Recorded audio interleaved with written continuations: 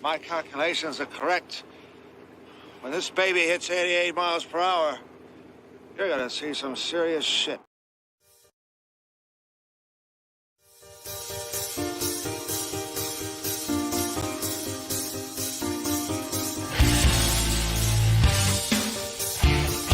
Welcome to the channel of PACIFIC414. Show us this loyalty. Throw yourself onto the subscribe button and submit yourself to the live streams, gaming streams, and so much more. Pathetic earthlings, I command you.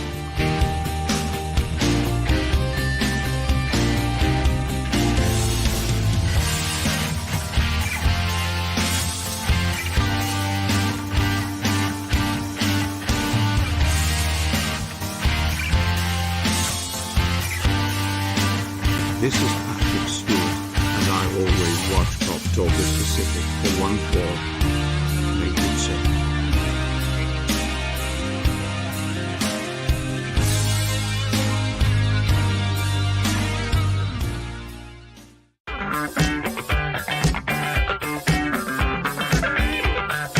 Oh my God, who the hell cares? It's so long, it never ends!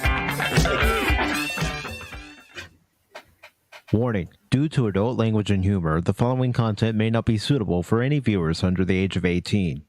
Viewer discretion is strongly advised.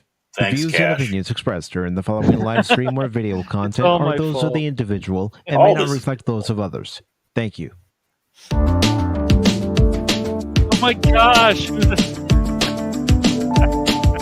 Oh, this is a Sunday edition one. I guess I got the wrong one. Whoops! That's what he gets when he has the Monkey Squad in charge of all this. I mean, I love it, I love it, dude. well, I mean, that's what he gets. That's what he gets for going to see a Mario. I tell you, Mario, It's me, Mario. Mario. It's me. Are we going to get? Are we going to get the hate And for going? just It's a for me, everybody Mario. who's out there, no, this is not Sunday edition of Pop Talk. No, and man, it feels like it. Whoa, whatever was in those mushrooms on the pizza. That's right, man. Yeah, you made things, colorful. Like, whoa. Oh, nobody here and all that, but yeah, it's actually, you were saying or asking earlier before we went on how's stuff going, and it's been busy. But the one thing I've forgotten, it's a good thing we're doing on air, so I can do this on air. But my youngest, actually my stepdaughter, the youngest little tag, is turned 21 yesterday. Oh, awesome. So both brats are now 21. Brats. They're out of the house. Yep. Yeah. And I just want to say happy birthday to Little Tag Save Game number 2 there. So she was the save game that came to me. So, but yeah, so the long suffering has taken her out to a place so they can enjoy some adult beverages, such as myself right here with this whiskey and Diet Sam's Club. Oh, I'll have to try that sometime. Oh yeah, puts hair on your chest, ooh, in your tongue, oh, in other places. Oh wow, Yeah. oh my word. Whew. Yeah, that's life. That's life. And welcome one and all to Pop Talk Wednesday edition. I should have. Yeah, not Sunday. Do we have the Wednesday edition? I don't know. I mean, do we want? I think we just got it in the background. I think it's just terrific. Okay. The answer, but just want to welcome one and all. I might as well do it the official way, or Mike will get mad at me and demand a 5 o'clock meeting to Pop Talk here at PACIFIC414. Of course, Cash Money is with me. We're waiting for the man himself. He went out to see a Mario. So, You went to see the Mario. yeah, Yes. he wants to know how the Mario's going out there. Did you know Mario about capitalism? Yes. Capitalism. Oh, He collects the gold coins. good points. Yes. And the sewers, nonetheless. Yeah. All over the place, yeah. Oh. Yeah. Well, there's always Sonic with his gold rings and all that. Yes. So when, of course, our wayward Doc Pop himself returns, Yes. he'll be talking about our basically, there's WWE talk. Mm-hmm. Master Yeah. Paul, where the hell are you?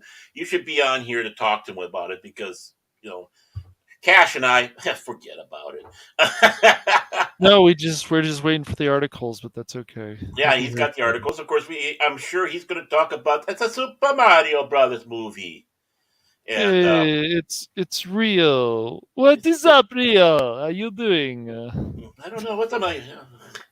What? And of course, then we have uh, Disney. He wishes to talk about, and Bob Iger. So I Oh mean, boy, that's yeah. Bob Iger, man. Oof.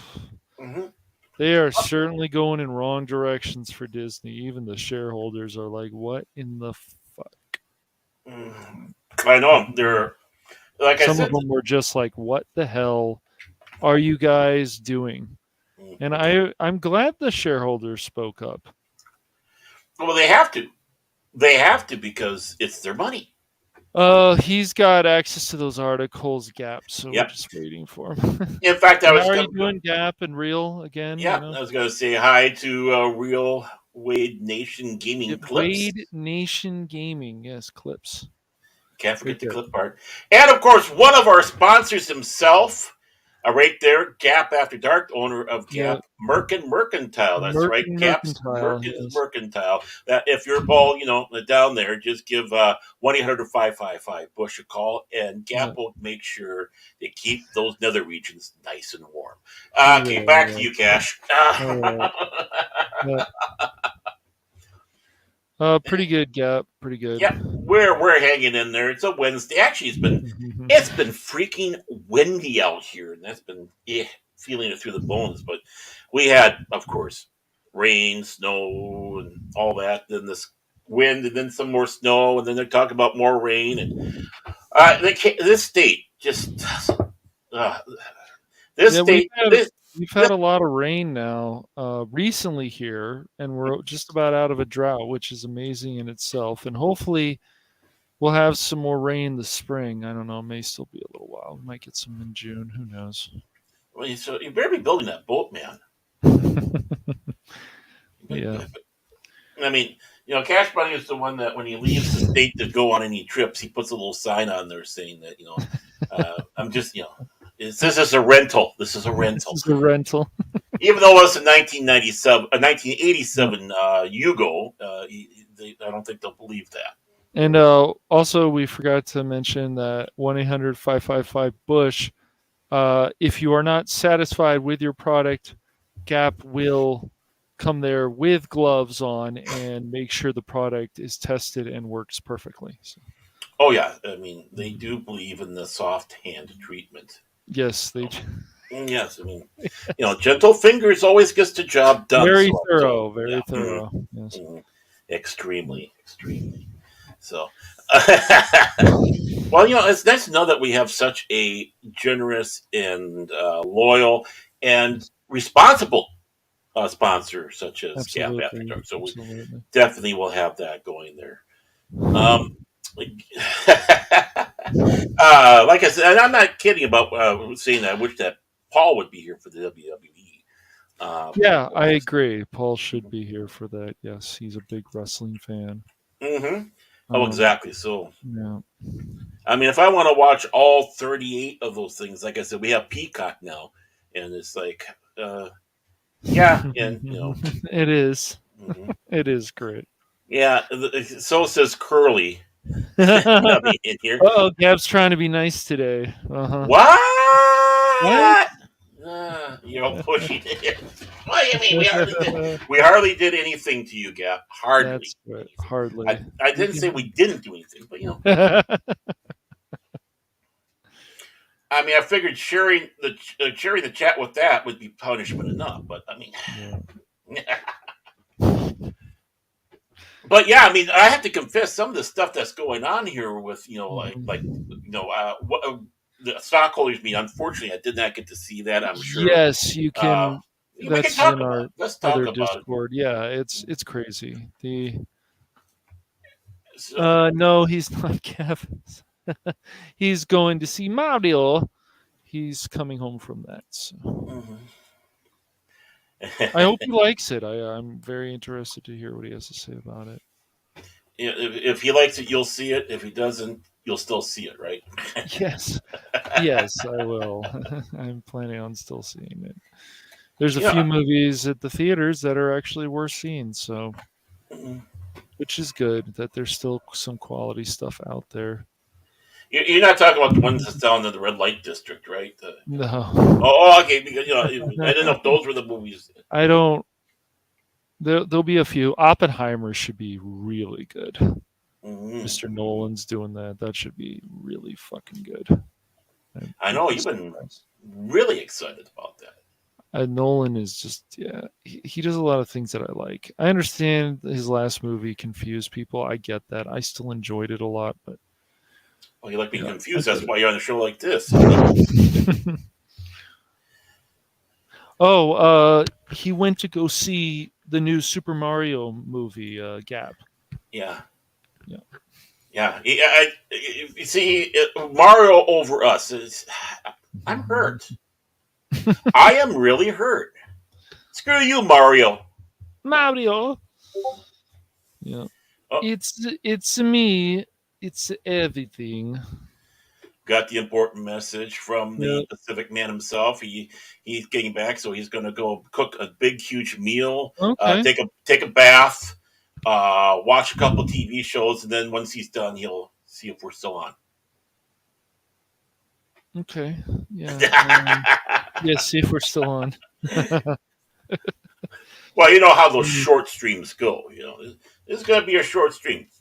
5 hours later, and for these people. These people. Everybody says these people on YouTube. It's so funny. I guess it's just well, what are we supposed to call them? I don't know. Drones, sheep. I don't. Whatever. NPCs. NPCs. Yeah. Honestly, aren't they They always say the same thing. I mean, the latest was something with the Ada Wong, excuse me, Ada Wong actress, and how upset she was. It's like, of course, there's criticism. There's always been criticism. There was a review on Wikipedia that says I didn't enjoy one of the critics from that time period. I didn't enjoy Gene Hackman's performance because it felt like a used car salesman. Am I supposed to get upset about that? I mean, that's their opinion. I think it's silly, but Mhm. I guess I kind of see where they're going with it. But I think Hackman is still there's been a few performances. I even thought John Cryer's performances were strong. Some people didn't like it, but some people were saying it's closer to the comics, so I didn't think it was a bad performance. He was evil, but he's supposed to be evil. He's Lex Luthor. Yeah. He manipulates people and oh, really? Okay. So did it do pretty good Well, then, Gap? I'm Dungeons and bring Dragons? I am bringing this up because he is Okay. being a good little producer. Oh, Thank you, okay. Gab. And so I'll How bring much it up did this here. movie cost, though? What was the budget for it? That I don't know, but we'll find out hopefully in here. It's from Okay. Variety. Rebecca Rubin, and I've read her articles before. Box Mhm. office, and this is from the second yesterday, or Okay. no, a couple days ago. Sorry, no fooling. Box office Dungeons and Dragons rolled 38.5 million in opening weekend, and we'll come down there. Of course, there is the unruly lot right there. They look too prim and proper. Like, need to be dirtier. Dungeons and Dragons, with honor among thieves, emerged victorious over the last weekend.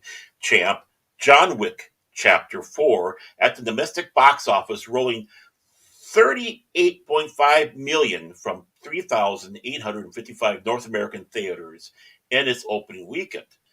Buoyed by positive reviews and enthusiastic word of mouth, Paramount and E1's adaptation of the popular role playing game landed on the higher end of expectations, which had pegged the film with a debut between 30 and 40 million. That's bad. So internally, Dungeons and Dragons collected 33 million from 58 markets for a global tally of 71.5 million. Now we're going to get to your answering your questions, your Cash.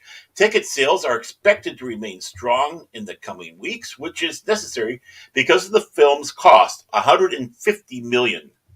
Which, let's face it, for some of these, that's starting to get on the lower end. You know? Yeah, that's pretty good. But if international sales are good, then they're fine now. John Wick, though, should for the next number of weeks stay in the top 10, I would think.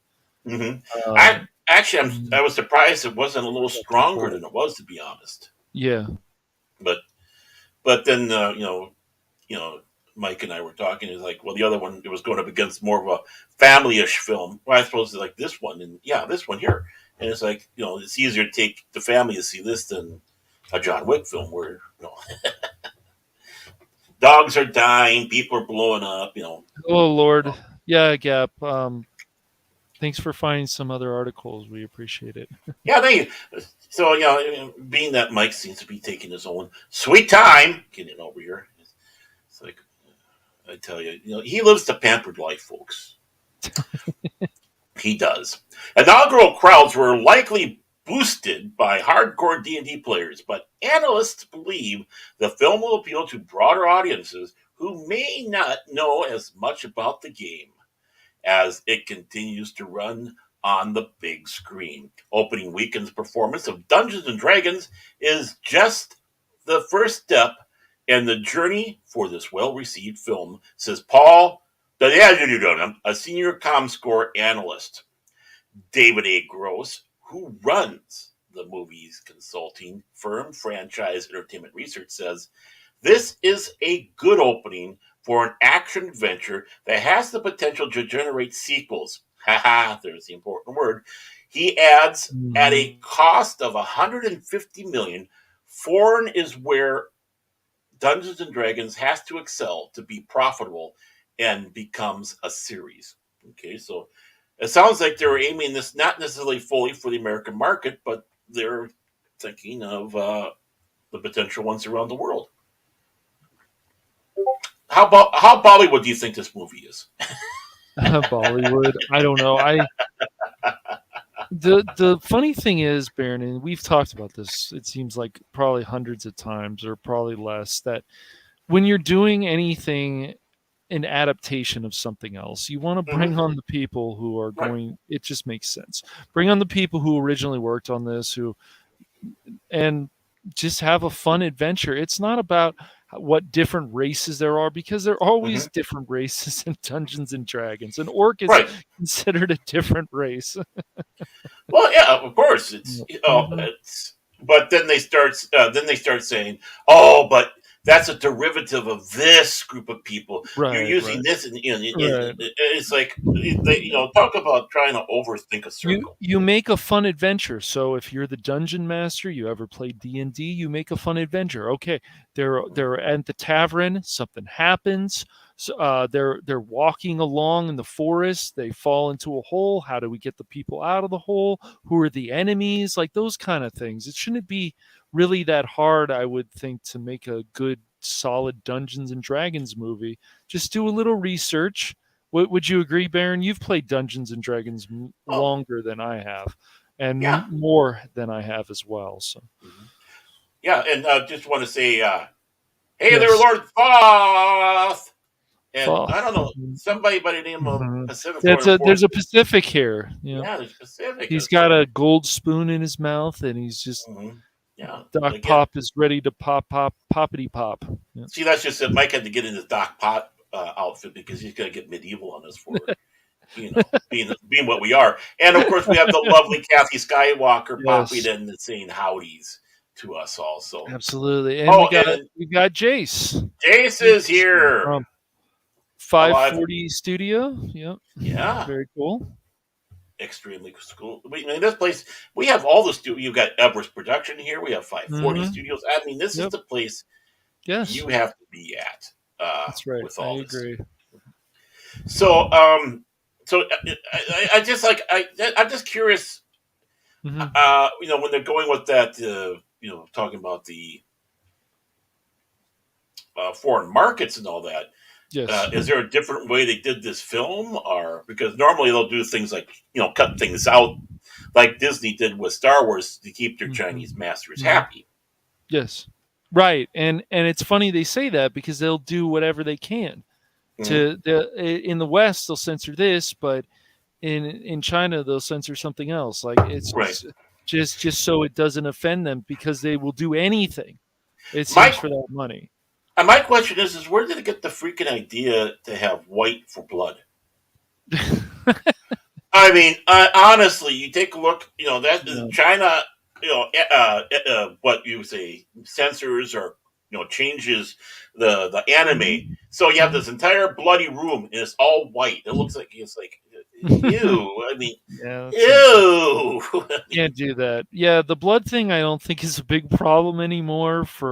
That was, of course, a whole thing in the Mortal Kombat, especially in the 90s. I don't think, but TV shows nowadays, especially TVMA, and I've talked about this recently, and R-rated, it's like, hey, how many times can we curse? Hello, Steven. How you doing there? That's right, Jace. It does look like a big load. Well, here we go. Oh. I am here. It's a pockety pop. It's me, Mikey-O. He's inserted himself into Mario. Oh, guys, this was a fun movie. Good. I'm glad. Should before you continue on, should we let the troll in?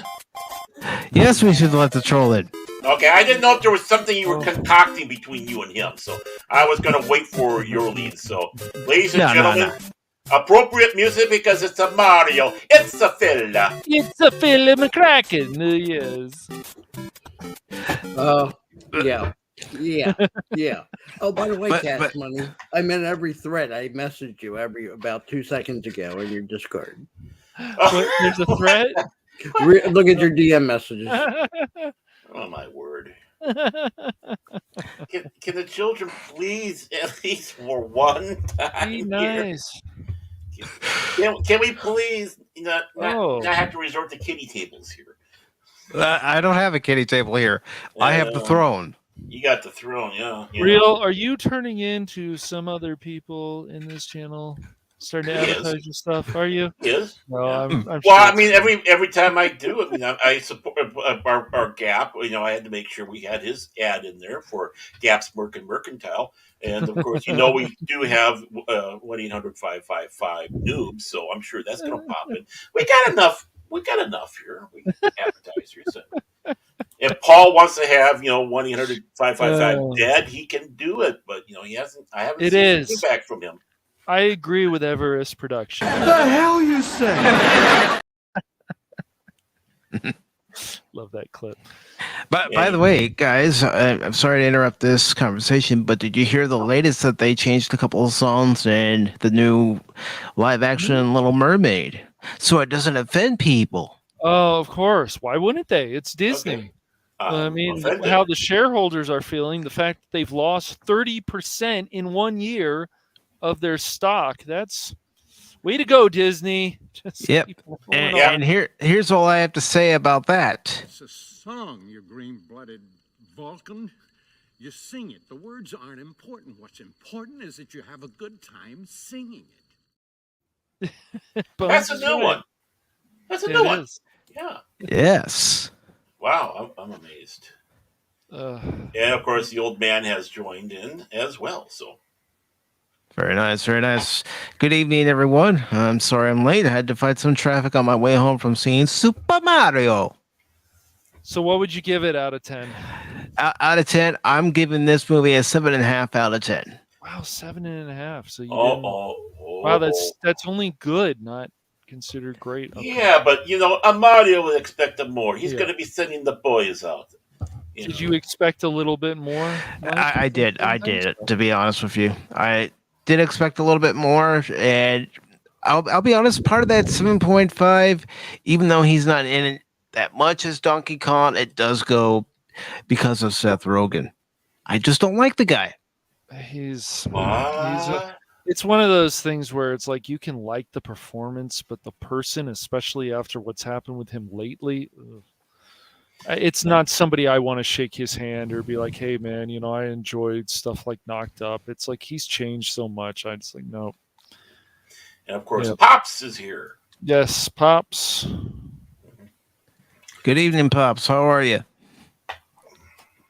He's making sure we behave. Well, somebody has to watch the inmates while the king is away. Oh my gosh! Did you hear that? Did you hear this guy? The king is away. Yeah. I know this. Whatever. King. Yeah. You don't approve Cash Money? You don't approve? No.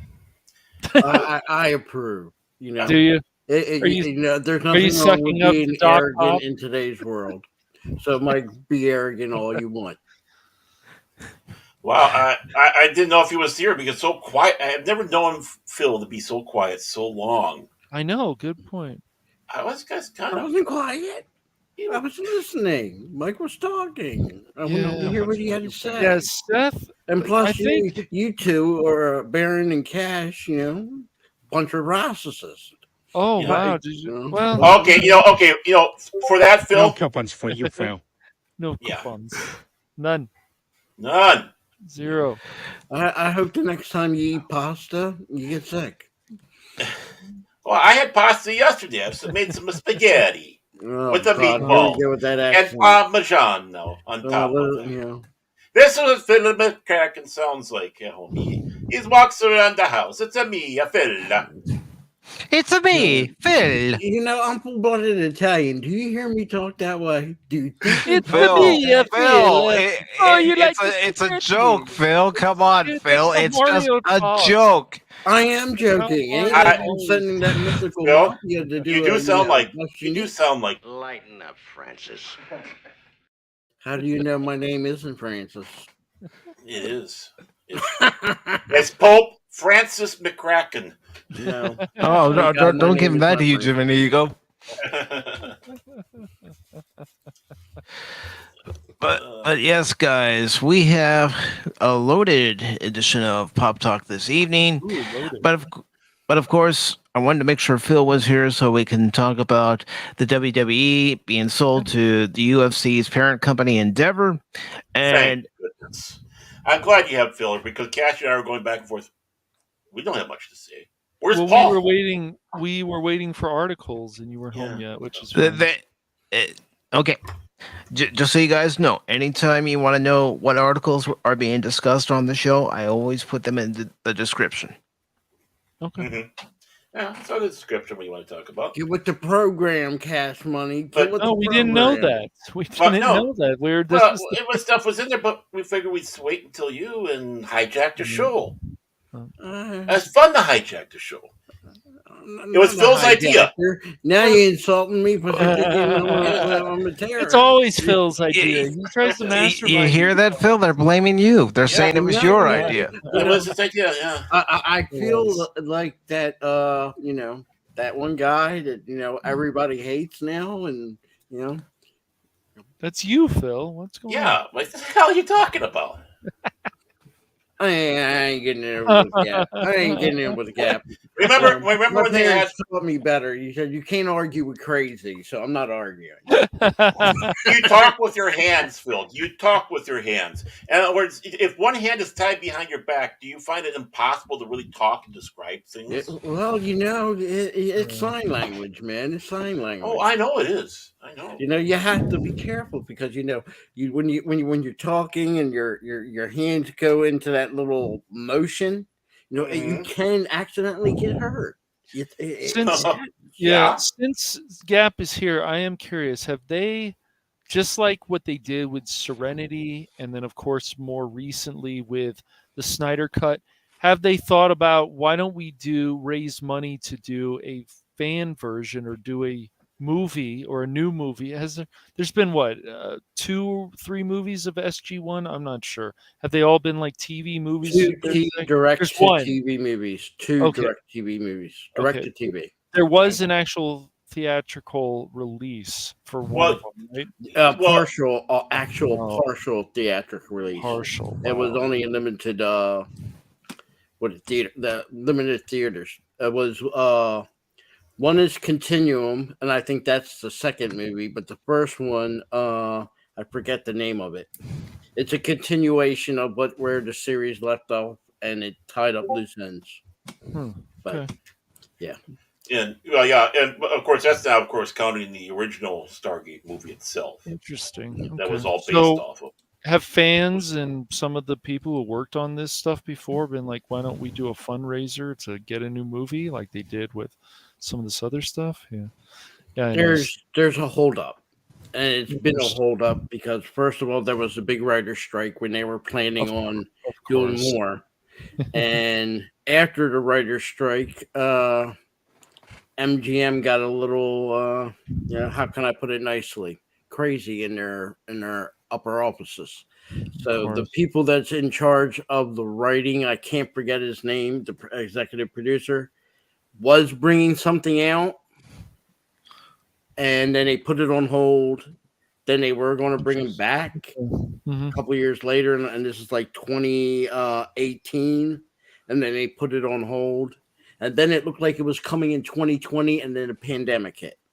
So, but they, just like I think it was in October last year, that they announced they're coming out. They are putting something out. Something is coming down the line. But again, there's also something planned because even though the original movie with Kurt Russell. Yeah, Kurt Russell was kind of tied to SG-1, and that this next movie, if they do it, will have nothing to do with the TV series. It will be tied to the original motion picture of Stargate. But Gap just said you're wrong. So how do you we can argue that, but we can follow the news and see who wins. I'll take the challenge. And if I'm wrong and I lose, I'll admit I lose. But if I win, I'm going to gloat. It's obvious. It's obvious that, of course, I don't understand why you would get rid of the Snyder cut, since so many people. That was just like a much better direction, especially lately for DC. But whatever. I'm not Discovery, and so yeah. I just thought that with especially the hardcore fans, and if you wanted to bring back the fans, you've got to change things. Just like Doctor Who, you've got to change stuff. You can't be like, no, we're not going to do this. And you have to be stern about it. When people, you're getting rid of this and that. No, it's just going back to where it was, where a lot of the hardcore fans liked it. And I would rather have the hardcore fans and even new fans come in and be like, you know what, this is weird and crazy, but I enjoy these storylines too. Yeah. Sounds like a usual episode of Pop Talk with PACIFIC414. That's right. But yes, I find the Stargate stuff interesting because I have watched some of Stargate before. It's just been a long time. I've watched the series off and on. Of course, I'm familiar with the movie starring Kurt Russell because I watched that at the same time I watched Generations. So I'm not going to say I'm well versed in the movie, but there are parts of it I do remember. Well, that's cool. That's cool, Gap. I'm glad you guys. When it comes to Stargate SG-1 and that whole thing, listen to the writer, one of the writers that created it, and that's Brad Wright. And if he says something's coming down the road or might be down the pipeline, I believe him off anybody. Makes anybody. Sense. So, but as of, I think it was November. Yeah, November. He said that everything's back on hold. So I haven't heard anything since then if they greenlight something, but you know how movie studios are. They greenlight, then they cancel, then they greenlight, and then they cancel. So yeah, that's the nature of Hollywood in itself. Yeah. That's why you have production help.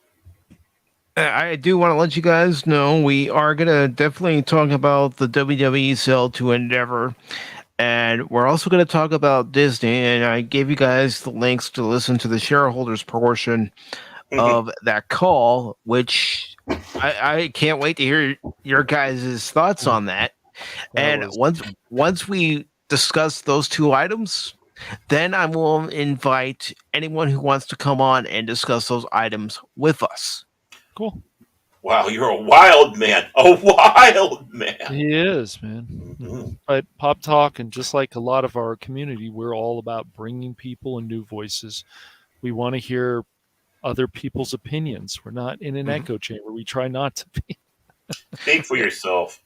So, my question to all of you, which do you want to discuss first? That fiasco of a shareholder meeting? Or do you want to talk about the future of WWE and their new ownership? I'm for the shareholders, but whatever you guys want to do is fine. Got one vote for the shareholders. Who's next? McCracken. Shareholder. Okay. Oh, we'll go shareholders. What the heck? All right. So, Monday, Disney had the shareholder meeting. And boy, if you weren't listening to it live, you missed out. Yep. Can we show any of that on here, or are we not allowed to? I don't know if we are. I know, and I'm going to mention his name because that's where I was when I was listening to it. But Valiant Renegade was playing the whole thing. As a matter of fact, let me grab the link, and I'll go ahead and put the link into the chat for everybody to listen to that shareholder meeting. But Bob Iger, he done fucked up. He did. Wow. He did fuck up a lot. He fucked up real good. They are doubling down on the agenda.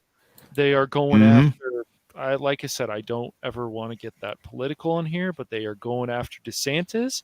They basically gave DeSantis fuel to sue Disney. That's not a joke. That's something. That really is. Like, did you hear what you just said, Iger? Oh shit. Yeah, as soon as I heard that, I was thinking, oh, you're in deep shit, Iger. Deep shit. Yep. And there you go, folks. I have put the link to Valiant Renegade stream. Oh, you got to listen to it. I mean, Bob Iger shows how arrogant he and the Disney company really are. But I loved it how you had shareholders get in through the screenings and call Disney out like they should have. Yeah, they can't take it anymore. They're like, we're shareholders. What are you doing with this company? Right. We don't get. Some other people were like, I worked for Disney for 34 years, and I appreciate everything done. That's nice, I guess, but I just feel like any company you love, Disney, whatever, if you really love them, you have every right to criticize them when they are making mistakes. And Disney is making some big mistakes.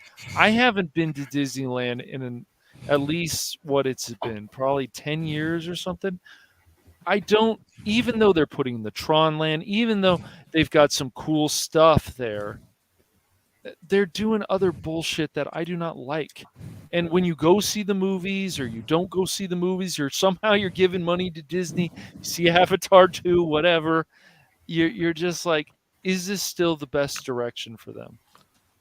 Not stuff like Avatar 2 so we're much. definitely going to talk about an article related to Monday's shareholder meeting right now. But first, I do want to say hello to Papa Pacelli. Troy. Hello, Troy. How are you doing tonight? Yeah, man. So here we That go. was Papa Pacelli.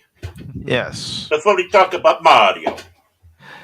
But, ladies and gentlemen, you had to listen to that shareholders meeting live because there were things being said by a Bob Iger that it's going to put him under the hot seat. And there's been some rumors, I don't know, maybe somebody in the chat can confirm that the DeSantis legal team, as soon as they heard it, they're putting the case together. I don't know.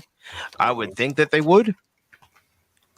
This is also the fact that it doesn't matter if you like DeSantis or don't like DeSantis. They don't have a right, even if they think they do, to smear people. No. And that is what they do. Well, unfortunately, they need to stay out of this, but they don't. Isn't Iger in some ways being Citizen Kane? Good of course point. he is. But remember, Citizen Kane, if you remember from that movie, he thought he was on top of the world until he just screwed over everybody. And then what happened? He's an old man. He's alone. He's thinking about, well, my interpretation about the sled, maybe for a happier time. But he literally screwed everybody in that movie. That movie still, and of course, as we know, it was about a certain person, William Randolph Hearst, and he was not happy about it. No, and that's why that's kind of what I'm going at for the direction on there. It's like, well, we don't know what the future holds for Mr. Iger, but he could be going down that sad, lonely path if he doesn't shape up. But again, he's using his agency, which has news, information, entertainment, all that across the board, and saying, I'm going to be using this as a weapon. Yes. And I did not like that. Yeah. All right, so this article from Mountain in the Comics was posted on Monday, and it says Walt Disney CEO Bob Iger claims protecting children from sexual orientation and gender identity propaganda sounds not just anti-business, but it sounds anti-Florida. And this article is by, let's see, John F. Trent. So it says the Walt Disney Company CEO Bob Iger made it perfectly clear where he and the company stands when it comes to exposing children to sexual orientation and gender identity propaganda during the company's annual meeting of shareholders. It says during the gruesome, why did I say gruesome? Well, it was gruesome if you're actually listening to it live. Some of those shareholders just went at him. And, it was brutal. Yeah. During the question and answer section of the meeting, Alan Fisher of Ameriprise. Thank you for speaking for me. I appreciate that. We all need that help. Asked Iger, what steps have already been taken or will be taken to protect shareholder value with regard to the legal battle between Disney and Ron DeSantis and the Reedy Creek Improvement District? We're kind of all concerned about that here for tax purposes. My son lives in Orlando and he's worried about his taxes going up. Iger replied, first of all, well, you already know he's going to try to cover his ass by saying, first of all. Actually. We love the state of Florida. Yeah, right. And I think that's reflected in not only how much we have invested in the last 50 years, but how much we have given back in the form of jobs and community service, taxes, tourism, of course, and all sorts of other responsible business practices. We've also always respected and appreciated what the state has done for us, Iger continued. It's kind of a two-way street. Actually, right now it's a one-way street, and it's your way or no way from what we've been seeing, Iger. Iger then said, but a year ago, the company took a position on pending Florida legislation, and while the company may have not handled the position it took very well, no shit,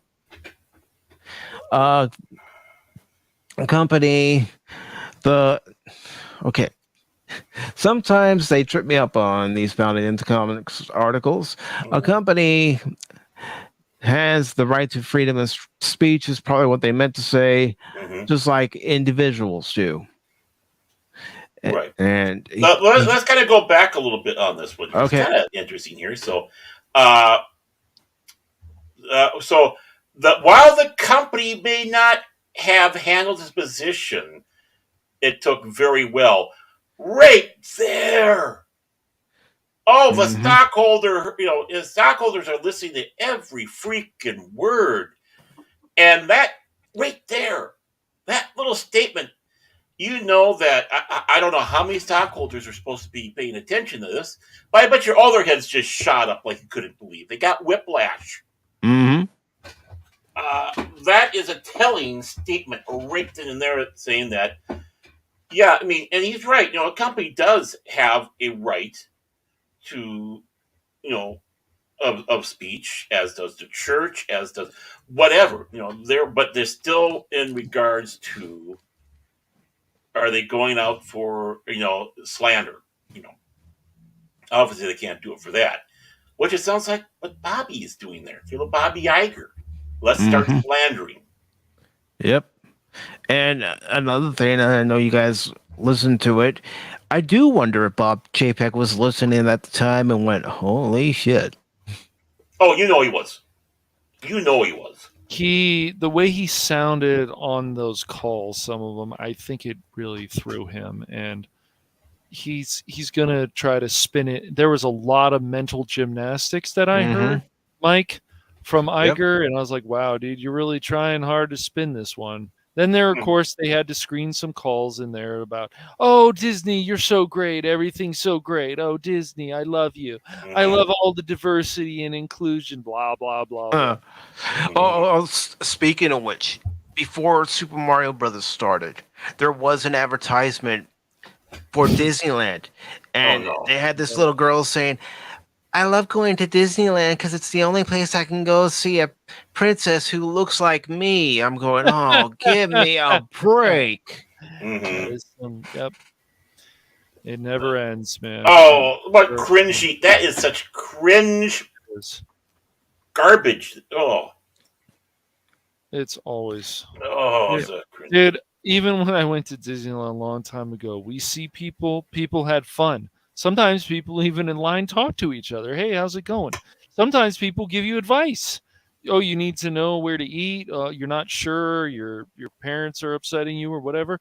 Somebody comes over. Hey, I don't mind like overhearing your conversation or whatever. Like I didn't mean to or whatever, but you could go and get food this way. Disneyland can actually be a happy place, but unfortunately, Disney World and Disneyland have basically become the happiest ripoff on earth. And it's been, unfortunately, a number of years. You can find fun, but you better make sure you're paying out of your ass because... Yep. I will fix that after the stream, Gap. Oh. I'm not going to fix it right now. I don't know about all you guys. Is Disneyland... Where would you guys... let me ask you this question. Where would you rather go? Universal Studios, Orlando, or even Hollywood, or would you rather go to Disneyland, or would you rather go even to? I'd rather go to Universal. Farm? Okay, and Knott's Berry Farm. I'd rather go to Magic Mountain, Six Flags Magic Mountain. Why not?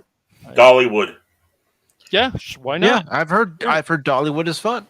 Yeah, why not? I like Six Flags. I would be more inclined as the last 20 years to be going to Universal. Okay. But my dream of all dreams would be going to Dolly World. Okay. God bless Dolly. And I do want to say hello to JPRPH1, who is currently on their break, but they're smashing the like button. I really appreciate that.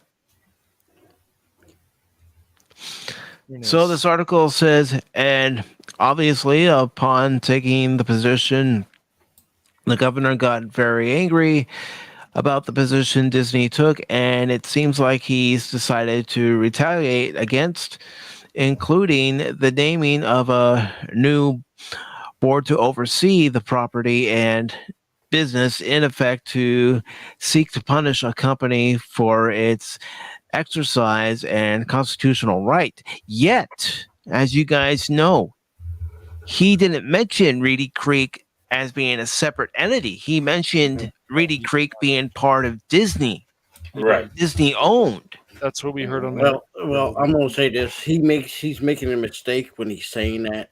No corporation in the United States, no business has a constitutional right of freedom of speech. That's not in the Constitution. It's not in the Bills of Rights. The only two entities that ever is described in the Bills of Rights is the individual person and the state. And when I mean state, I'm not talking the whole United States. I'm talking about the rights of every individual state. There's no thing in the Constitution that says a business entity has the right of saying this or saying that. No, Nowhere. it's And if individual anybody can citizens. show it to him Right. or to us, show it. Yeah, I'd like to see it. I really would. And the second of all, who is Bob Iger to tell what is something about Florida? He's from New York. He's not a Floridian. Not only that, Phil, he runs a California-based company. Yeah, a California-based. He is, to me, and how I see it, when someone comes from another state into a state, you're, to me, a guest.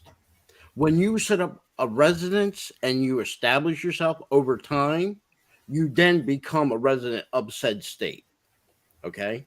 But I don't feel a person that comes from any state has the right to go into a state and say, this is how you guys should run it. If DeSantis felt this was going too far, he is the head of the state of Florida. Any business deals that goes to Florida, past or present, that involves the state of Florida, the governor decides. The governor decides.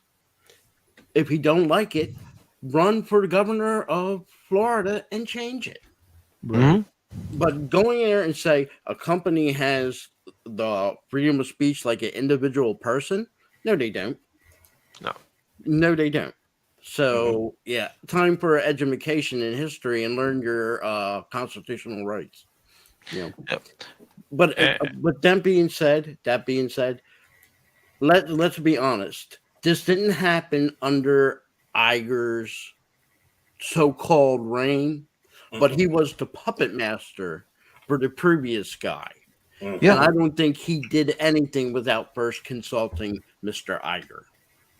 There are rumors that Bob Iger wouldn't even leave his office, even though he, quote unquote, retired. If you retire, you leave your office, you leave that building, you put that chapter of your life behind you.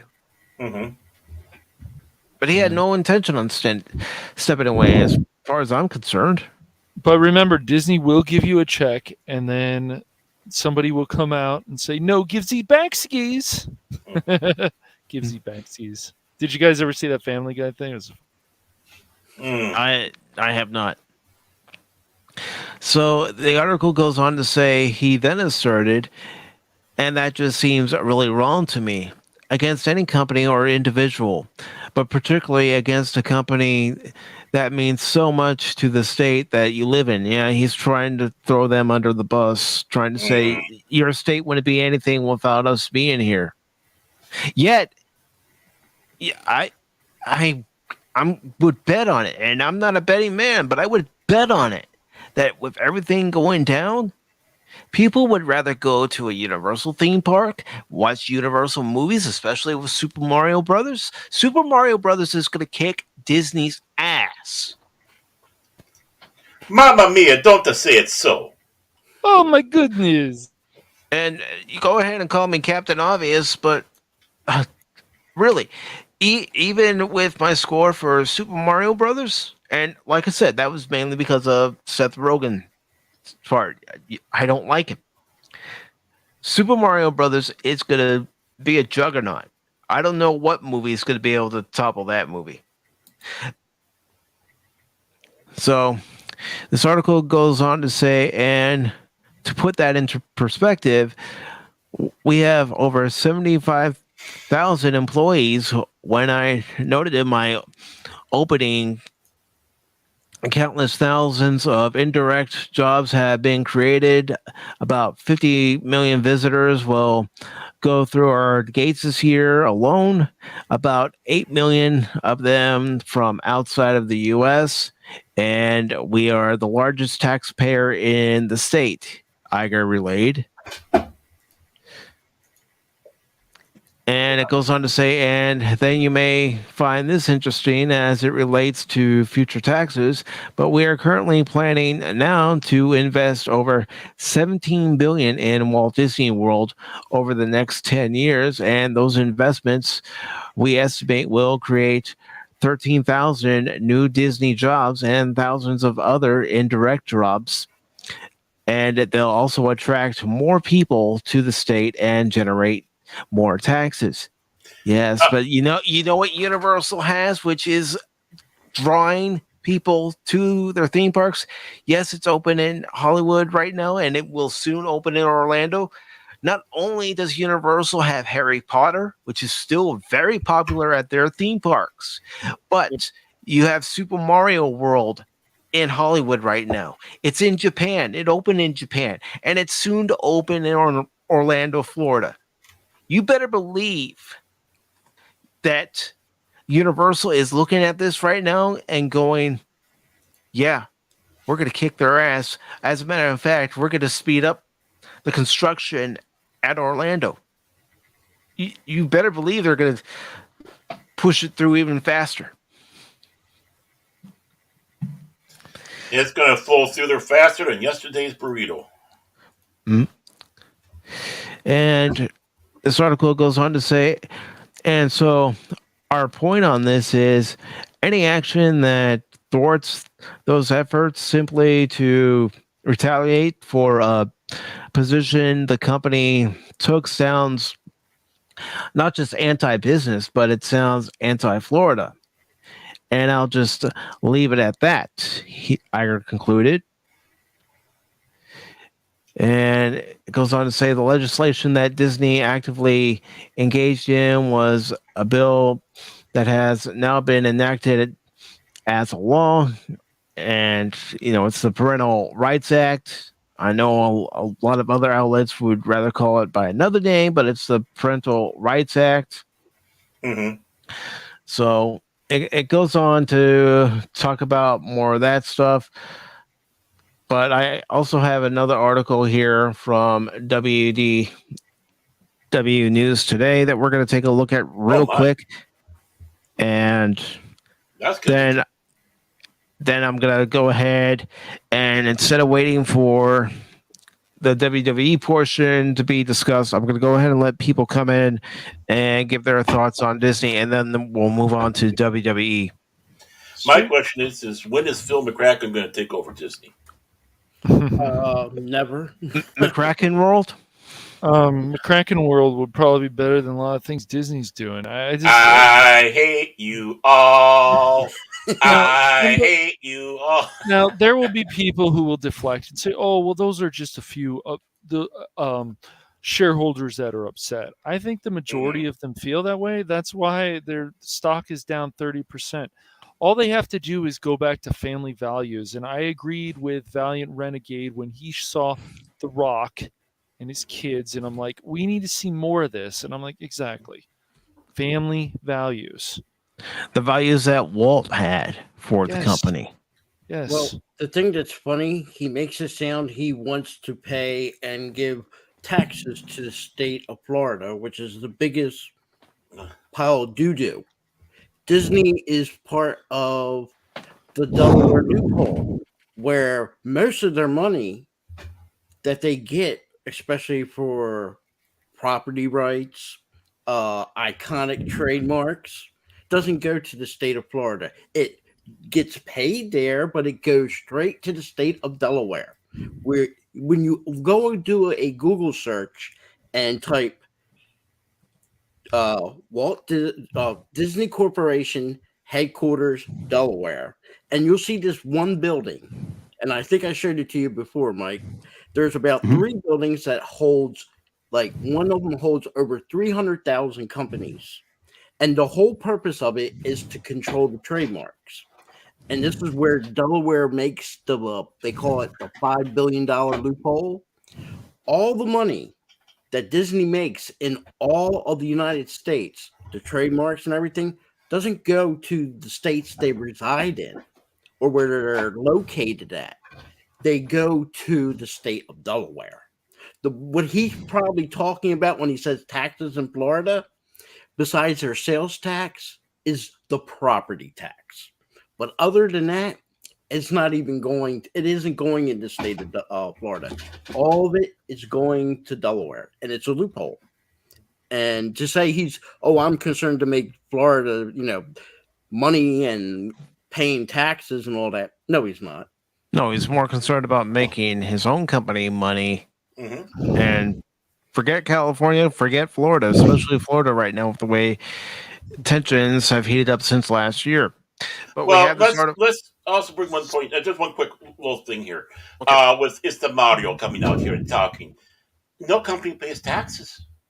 Honestly, no company pays taxes. They get favors. You get special favors. Well, not only that, it goes into the price of the product that they're selling you, whether it's actual physical one or a park or whatever. But when you start taxing a company, just like you're sitting back saying, is Bob Iger really happy handing over money? No, he's not. No company is. So to protect their interests, any company would, they put a tax hike into the cost of the product or what they're selling. No, well, so every time you want to go out there and say you want to have corporations pay more taxes, shush. Yeah. Don't complain when the price of stuff goes up. Right. And another reason when Walt Disney himself selected California and Florida, the reason he selected them two states was knowing, especially on the East Coast with Florida is the only state that they could probably have something like that all year round. Let's put it this way. Bob Iger ain't going to rip Disney from Florida and move it to New York because he only got the summer and the spring. And if it has a typical winter, they're not going to have no business. Right. I could counter on that, Phil, because they do have Disneyland Paris, and the weather in Paris isn't exactly like it is in California. Disneyland Japan too, or whatever. Disneyland China as well. But the reason, Tokyo Disneyland. But the reason why Walt put them to there was because all year round. Where if you were to put it in New York, Buffalo, let's just say Buffalo, New York, we all know there's going to be 4 or 5 months there's so much snow up there. They're not going to have business. They couldn't have an all year amusement. Well, there will be people that still flock. Like I said, Disneyland Paris and Tokyo Disneyland are a perfect example of where people still go even when it snows. Well, I wouldn't see them doing business as much as they're doing in Florida and California, especially how the weather is normally down there. Well, there are people who love Disney. No matter what Disney does, the company can do no wrong in their eyes, and they'll flock. But they're losing money, and we don't know. But of course, they own like 20th Century Fox, so of course they own too much. They own too. Yes, they do. They're going to have to get. You're all ignorant. They're going to have to get rid of some of these properties, and that's been talked about too. They won't get rid of Lucasfilm. I don't see that. They won't sell that to like Universal or something else. They will get rid of some of these other properties. They liquidated the Marvel comics. I think something about that happened recently. So they made all that money with Avatar, and of course, but that's probably more about Cameron and 3D. Yeah, thank you, Crit. It's all right. I saw that movie too, but that's more Cameron than probably Disney, but it's still under the Disney brand. So I think the biggest thing hurting down bottom line right now, even though Marvel is hurting, I will say is Disney Plus. I think that was a major mistake doing it on their own. Yeah, it's going to be interesting to see who's going to come out on top. Is it going to be Netflix? Is it going to be Amazon? Is it going to be Disney? And is it going to be Hulu? Wait, that's all under Disney. Yeah. Yeah. So we'll see what happens with that. They're falling down over their own weight. Yep. Yes, they are. If Marvel films are not if this Guardians of the Galaxy 3 movie, for example, doesn't make overall $1 billion or something worldwide, because worldwide has to be included in that, so overseas, then it looks like they're still going in a bad direction. But hopefully, Guardians of the Galaxy 3 makes a ton of money, especially here. But depends what they do with it, I think. But I think it'll be all right. But who knows? Yep. So this article from DW News Today is by Shannon Michelson, and it was posted on Monday the 3rd. And the article starts off like this. The Walt Disney Company CEO Bob Iger doubled down on inclusivity and diversity during today's shareholders meeting when asked about political stances and LGBTQA+ people. Disney's denouncement of the Parental Rights in Education bill, aka the Don't Say Gay bill, was brought up many times directly and indirectly. One shareholder asked if it was smart of Disney to take a political stances that represent a small portion of Disney's customer base. Iger said that there are gray issues that they have to determine either whether or not they should weigh in on. Well, you guys already made that decision. You already knew you were going to weigh in on that subject. Mm-hmm. But that when they take a position, there is a true reason why, and it almost always directly affects their business or people. He noted that for decades, corporations in America have expressed themselves on various issues and that the country is better for it. He cited World War II and segregation and stated Disney is guided by a sense of decency and respect.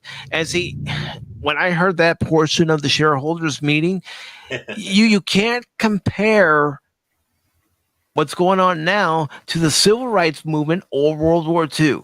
Those are two completely separate things. Yes, they are. Mm-hmm. And they do not relate to what Disney and so many other companies are trying to do now. At least in my opinion. Mm-hmm. Another shareholder specifically expressed anger about Disney partnering with organizations such as the San Francisco Gay Choir, citing a satirical song they performed 2 years ago. They asked if it would be beneficial for Disney to abandon the LGBTQIA+ community. Iger answered by talking about Disney's 100 years of stories aimed to entertain all types of families all over the world and how proud he is of those stories. He noted that they have touched people's heart and infused them with good values about heroes, family, friendship, good triumphing over evil, and tomorrow always being brighter than today. Regarding recent criticism about agenda-driven content, he said their primary mission is to entertain and continue to have a positive impact on the world. Well, then guess what, Bob Iger? One reason and one way you entertain is you don't put one group into the story or another group into the story. You write a story that everybody can accept, like Disney has done before. Like all entertainment properties have done before, whether it be movies, whether it be games, books, whatever. Free Song of the South, if he feels that way. Mm-hmm.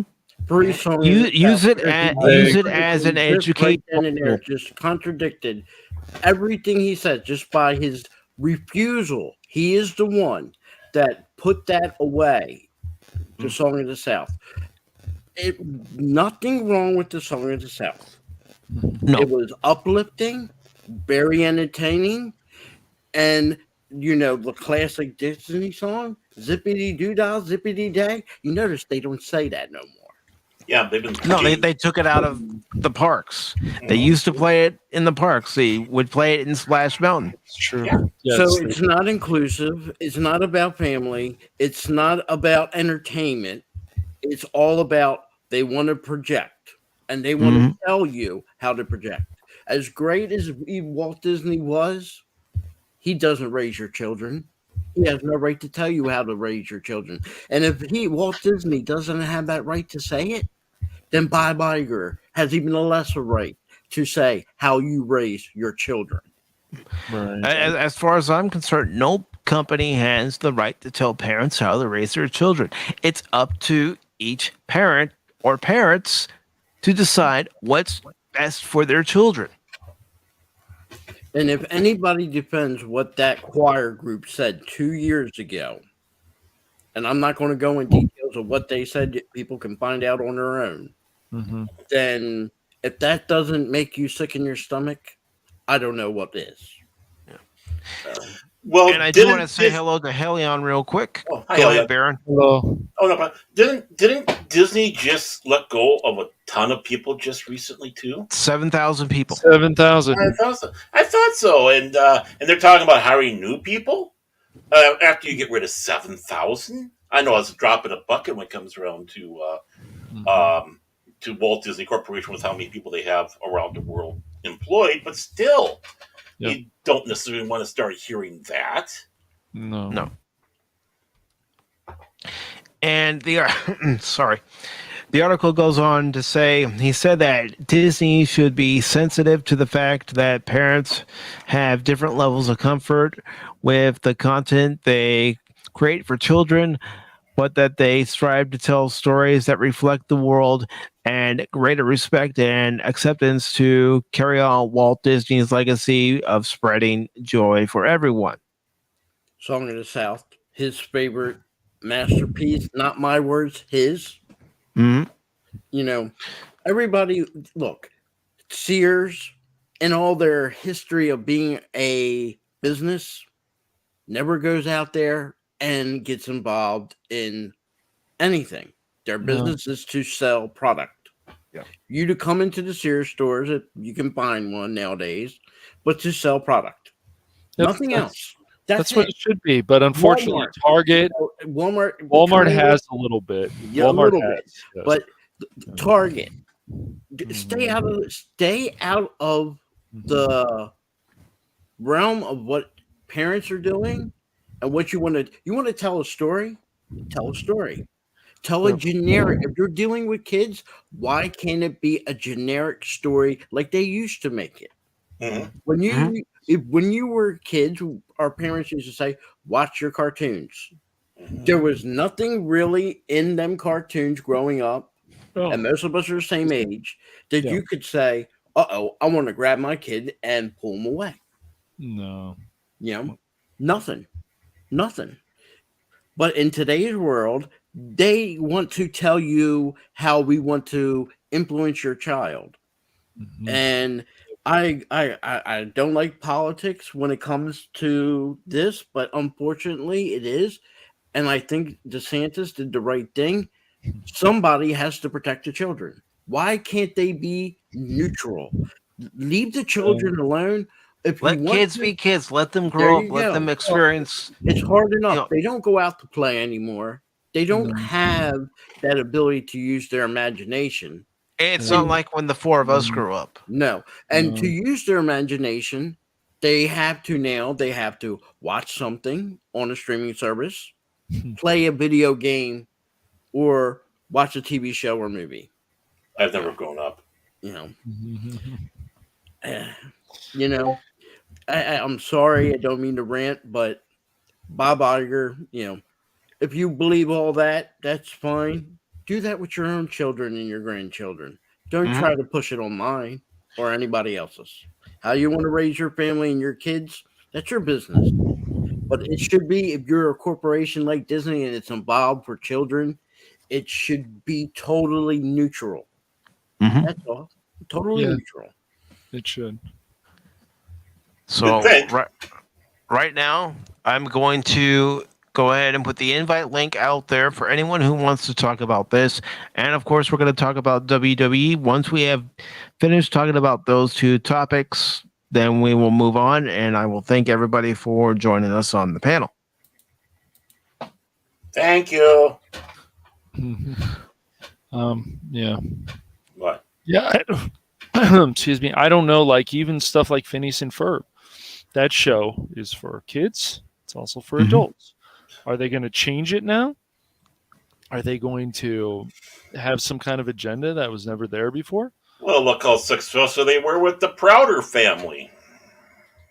Yeah, I know. Yeah. I know. Yeah. That was ridiculous. The whole thing is lies. Yes. It is. And you want to know something? While watching Super Mario Brothers this afternoon, there were things in that movie that made folks our age who were in there watching the movie laugh because we remember those times playing the game. Nice. It's good. And unfortunately now in Disney, it's more like, okay, we got to push this agenda. I mean, let's look at Falcon and Winter Soldier. You got to do better, Senator. That show is just. You got to do better, Cash. I know.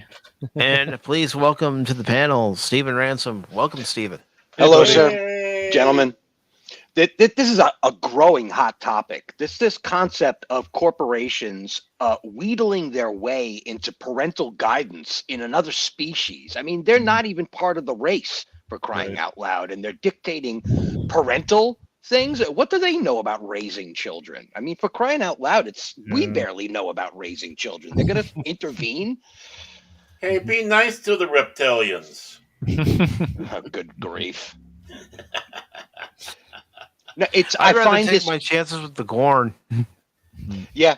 No, you'd have a better chance. I mean, you can evade large boulders, but this overreaching umbrella of corporate, power is just. I mean, God, how many TV shows during the 80s did we have that dictated this exact same thing would happen? Of corporate. Old man, I'm going to need you to turn on his. He muted right now, so. Cheers. Yeah. I did turn it down. There we go. You did it. Yeah. There we go. I did it as fast as I could. Remember, I'm old. You're fine. Dude. Don't worry. And he can't spell. That's right. He's pretty good. I've seen words. I can't spell half the time either. You should see my tweets. They're pretty good. I do. They're pretty good. Yeah, you're doing those. But as you were saying, Stephen.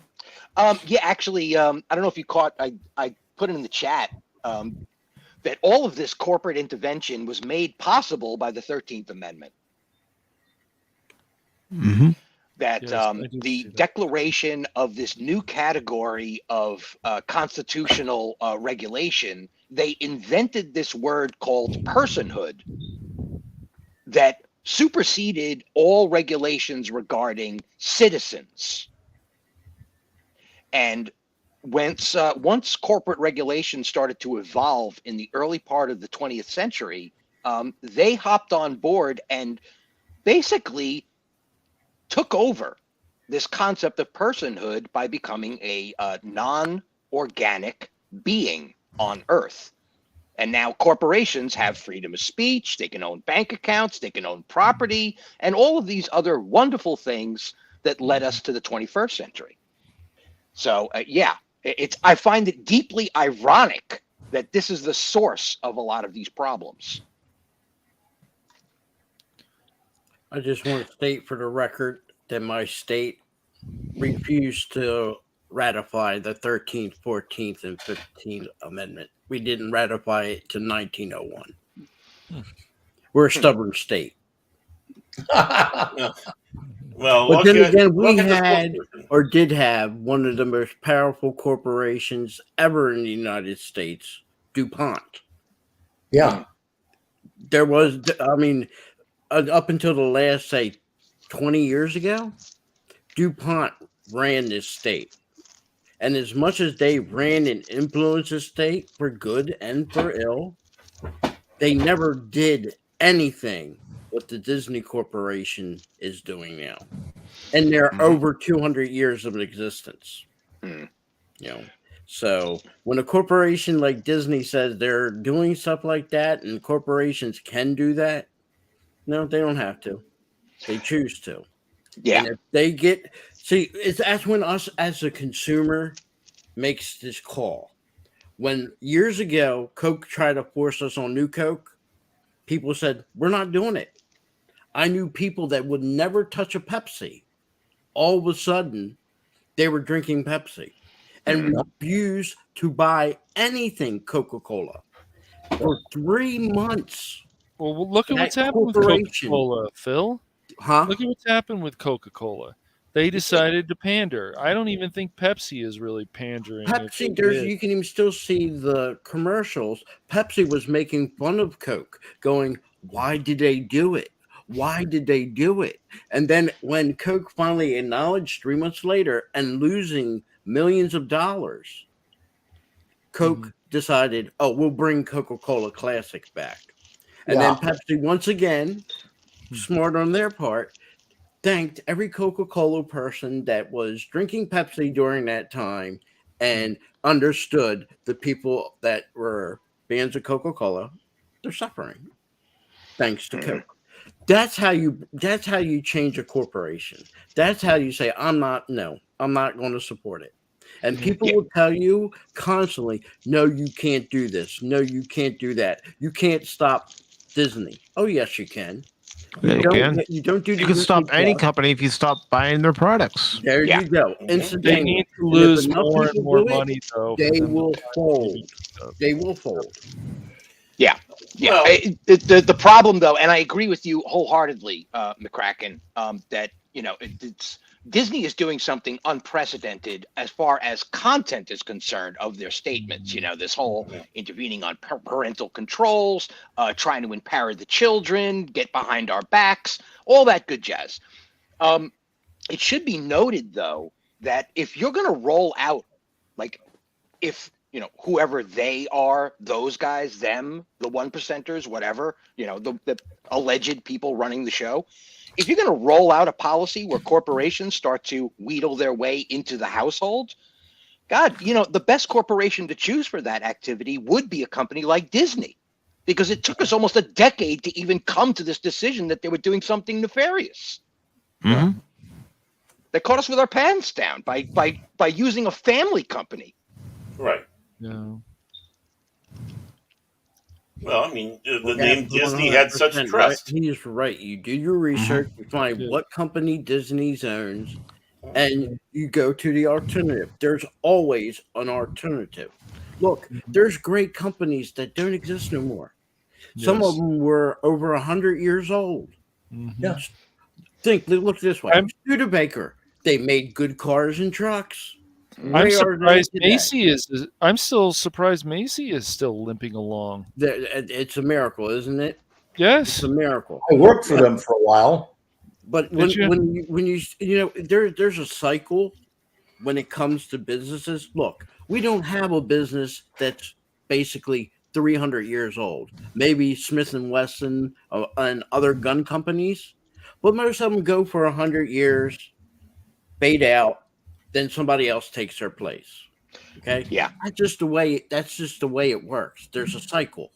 There's very few companies that go 200-300 years and they have a history. And if you look at their history, in all the craziness of from the start of our country till today, like I said, DuPont, can you tell me anything political that they ever jumped on? Anything that turns their company that would say you would buy something from them and then be repulsed? No. Well, I agree with you, but we're living in an age now where everybody's records are electronic. Now they may have physical records in archive at their headquarters and stuff like that, but the industry of digital communication has completely transformed how these things are looked at, how these things are archived, and how these things are distributed. And DuPont may have been doing stuff back then that was political, but we would never know because eyeballs were not on the subject. Good point. They caught a lot of flack at the end of World War One, where they said that they were making so much money from the war that when World War II came around, they only charged the government $1 profit. Yep. $1 profit. Can you name me any corporation today that would say they would do the same thing? Well, I think the Time Warner Brothers deal. World War One. Hold on, one at a time. One at a time. Go ahead, old man. Thank you.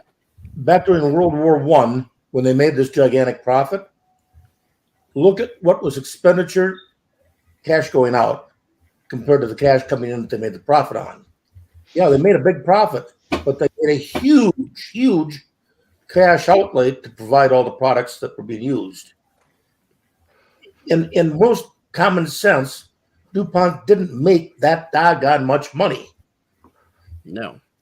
And when I can remember in school taking economics, and they would say, if you ever had your own business, you're a hardware store, you got a hammer.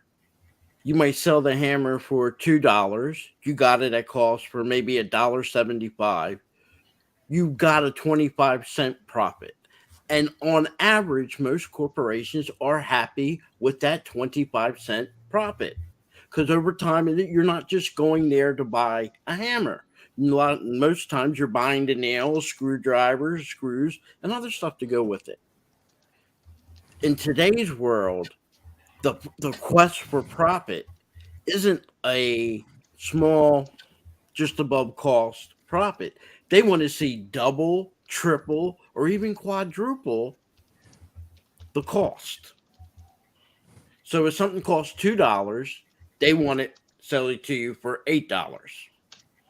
Something like, I'll take for example, the custom-made lightsabers over there in Galaxy's Edge. They charge them what, $160, $170?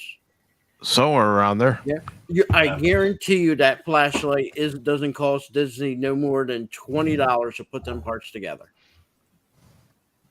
Yeah.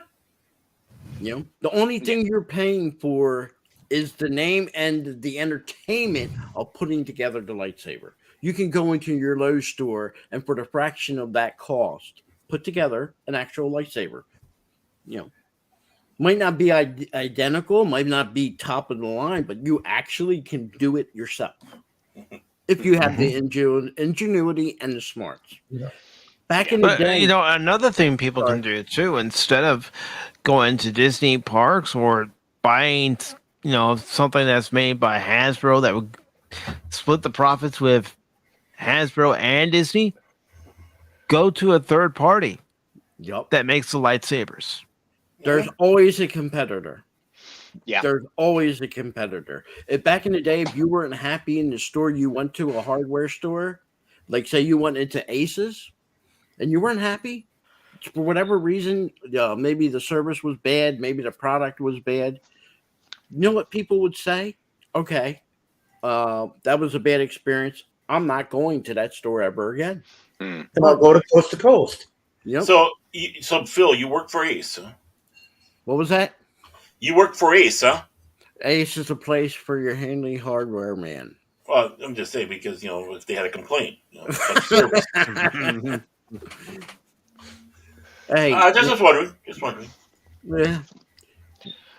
Yeah, we're entering an age of privatized manufacturing that is unprecedented, not since the old artisan days of like post-Roman Empire, Age of Enlightenment, early Age of Enlightenment, okay? But between 3D printing, 3D modeling, handcrafting, readability internationally to receive products and supplies from anywhere on the earth, privatization is probably where the future is going to go, and that may be part of all of this monkey business. They're trying to figure out how to fit themselves into that equation in the future. That may be why we're seeing so much corporate rattling of sabers of, oh, we're in charge here, guys. We're in charge. And everybody's like looking up from their own private ventures going, oh, we forgot that you even existed. We're reminded by them only because of copyright infringement or trademark infringement. That's the only time we ever hear from these bums. Somebody could be making lightsabers in their garage and making $1 zillion, and Disney can just turn around and shut them down because they own the rights to the property. They don't have to be the inventor. That's what people don't understand. You don't have to be the inventor. You just have to be the first one to patent it. Correct. Let's say I was inventing a calculator, a special calculator, magical calculator. But Barron comes across and says, oh, that's a great thing. And he takes the idea and patents it. I'm out. Yep. I'm out. Notice how he made me the bad guy. I like making you the bad guy because you're the bad.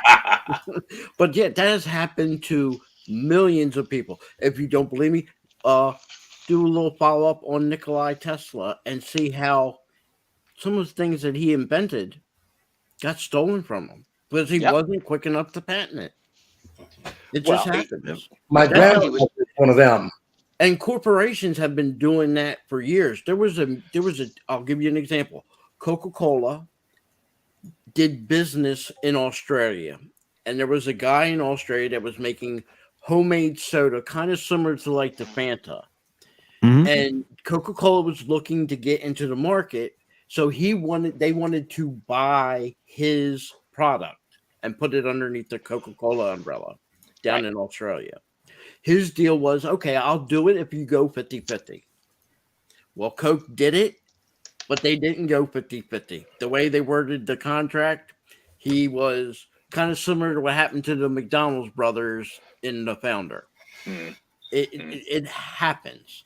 You'll be surprised how many times some great idea someone comes up with only for somebody else to take that idea and run with it. Okay, and I want to mention, because this is really important, what you're talking about right here. The issue that's come up in the modern age is this notion of extrapolation. I used to hang out with a paralegal, and she told me that in the pharmaceutical industries, they would create extrapolations of every single formula that they were working on just to cover their bases of patenting. So they would have even products, they would just explore and write down projects to explore these issues just to have it on record that they were already thinking about it. And they would extrapolate in multiple directions to see all of the iterations of their products so that they could cover their bases. Now with that notion on the table, we now have artificial intelligence or artificial AI generated imagery, right? Extrapolating for them. So they can quite literally, and perfect example of this is what's going on with the Spider-Verse right now. Has anybody taken a look at the number of spider people that will be showing up in this new movie? Yes. I saw the trailer for it last night when I was, I guess, on a channel. I was, I guess, on 540 Studios, as was Cash, and we saw the trailer for the sequel to Into the Spider-Verse. And I was at Comic Relief Crusaders channel, and we were scrubbing through. Pops was scrubbing through the list of all of the appearances within the single film. It's like 50 plus spider people will show up in this film. And you want to talk about extrapolating your ownership of a property. In this one fell swoop, Sony will own all of those Spider-Men, and they'll be able to negotiate for action figure rights, trademarking, licensing, and everything else.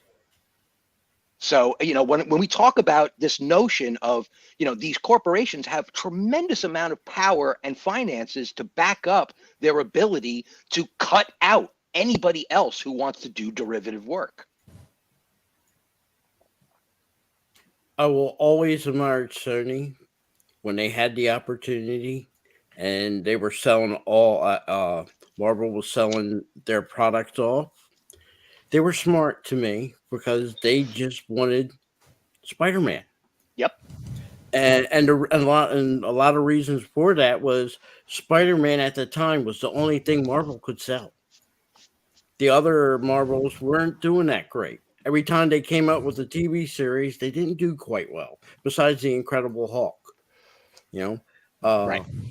I don't think they made a mistake there, because look at how they're running with their Spider-Man.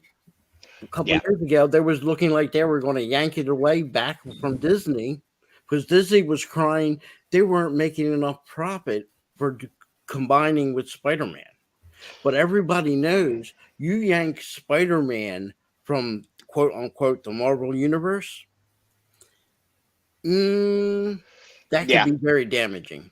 Very damaging. You have more potential with Spider-Man than you do have with, let's say, Fantastic Four.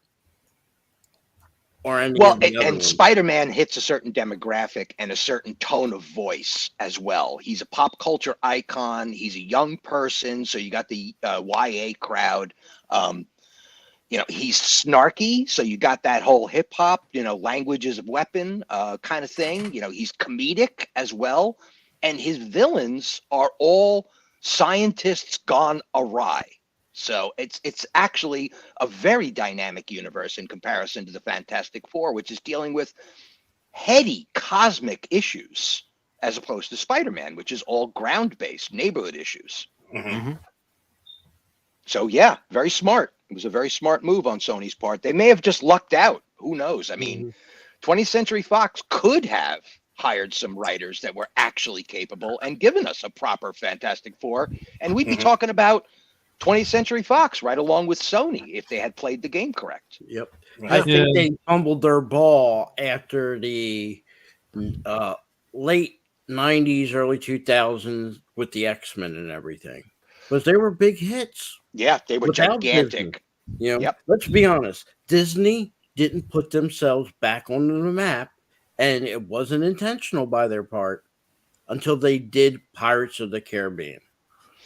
When that's what was big for them, I mean, think about it. Their previous attempt to get into franchising and science fiction was John Carter, the biggest flop. But damn shame.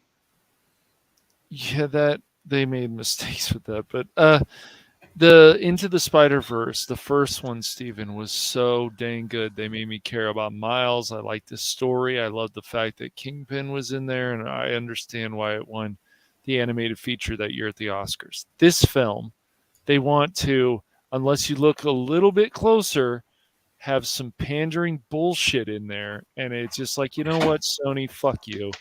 Seriously, I want to speak to that. Okay, there's quite literally 2 frozen frames that are causing a lot of turmoil on the internet right now. Okay, there's a poster that is almost illegible even in the freeze frame in 4K, and a button that you really have to squint your eyes to find on Miles's bag.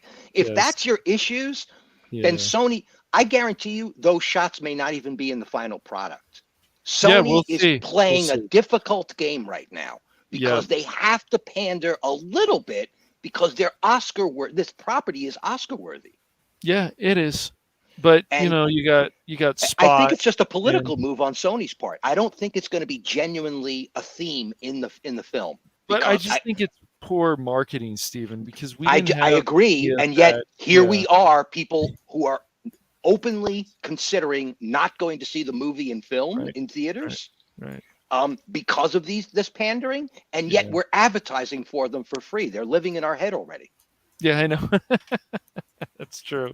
Rent free. Not only that, but we still won't spend every waking day thinking about it like a certain person that they do. So true enough. That's the difference. Enough. But I think that this advertising technique of renting space in our head for free is something that has been developing over the last just couple of years, and I think they've finally got it down pat of how to entice the crowd, how to alter the marketplace. Right? I mean, Budweiser, the stocks must be going friggin' crazy just because of that stupid thing they pulled with that trans person. Coors is probably laughing their head off and saying, "Well, Coors or Miller came out. or Miller. Miller's came out with a statement that said basically the same thing, that we want inclusion and we want this. It's like, guys, you're a beer company. Don't you just sell to whoever? You just want to sell beer to whomever wants to consume your product. I mean, come Old on. Milwaukee. Mistakes were made. I mean, for example, I'll give you an example. In the 70s, Budweiser wasn't one of the most popular beers. It was known. My day, it was Pabst Blue Ribbon, Old Milwaukee. They were the kings, and Miller. Then you didn't get to the late 70s, early 80s to Coors, and Budweiser took over. But that can change in a heartbeat. Just like right now, since Budweiser did their thing, some other company can step in, and they don't even have to say anything or get involved in saying, we're going to laugh at you. Just say, you know what? We're logically going to get people coming. They're going to be don't want to deal with that and enjoy our beer. Yeah. So remember the boycott that Gillette had when they produced that commercial of theirs. Yep. Toxic man syndrome. Yeah. Well, I want to point out that one Gillette ad, how many new razor companies were generated within a month? Mm-hmm. Oh, yeah. Oh, and before Baron and Old Man get mad at me, I forgot St. Pauli girl. Don't hate me. Nice. Why would I hate you? We keep looking at this. We keep looking at this as fans, which is what we are, right? Because we're not finance engineers. I don't know everybody on the panel, but for the most part, we're not all finance engineers by any means. And I've said it here before, Stephen, here on Pop Talk, that we're not insiders when it comes to Hollywood, when it comes to business. We're fans just giving our genuine thoughts and reaction to everything that's happening in the entertainment world. Yep. But this whole notion of just the one Budweiser incident as an example, we have no idea what's going on in the headquarters of Budweiser. It could very well be that they want to get out from underneath their shareholders agreement. They want to reorient completely. And this will give them like 3 years of tax write-off because of this one thing. They could write off everything, all the mistakes they made in the last couple of years, all of the influx and outflux of employees because of mask, no mask, all of it. Stephen, I just wish we'd stop giving attention to these kind of narcissists. They're pretty much, I'm sorry to say, useless people in society. I agree. The corporations, like me and Katch had to talk about this before, just a couple days ago, that it's a race with some of these corporations. Oh, look at us. We supported this cause. Thinking they're getting brownie points down the future of the road. Look what happened to that bank in California. They gave $84 million to an organization I'm not going to mention. And only one person that worked for that bank had previous banking experience. Right. Yeah. And then turn around and at a point, you understand the bank didn't have $84 million to give to these people without ruining their bank. They thought, and the only rational thing I can think is by them giving that donation, they thought people were going to be flooding to their bank. They weren't flooding to their bank. Looks like they opened their face. What year was that? This year. Oh, it was this year. This year. This is the one of the banks that's failing in California. Yeah, there you go. Which one? Yep. Which bank? And like I said, which bank was that? Corporations donate money. The smart the bank is Silicon Valley. They donate money, but you don't donate a lump sum of that magnitude. Let's just say the Bank of PACIFIC414 donates $20 million. Will that hurt his project margin if he's got $100 million? No. But if that bank, like this one did $84 million, and your project margin is like $90 million, you did too much. So I don't know the economics of how everything is transpiring with this bank, but I do know for a fact the problem with that bank was it gave a huge donation that pretty much put them in the hole that they're in right now. Oh, yeah. So, Every time I start thinking about banks, giving a ton of money to the wrong people, bankrupting them. Mm-hmm.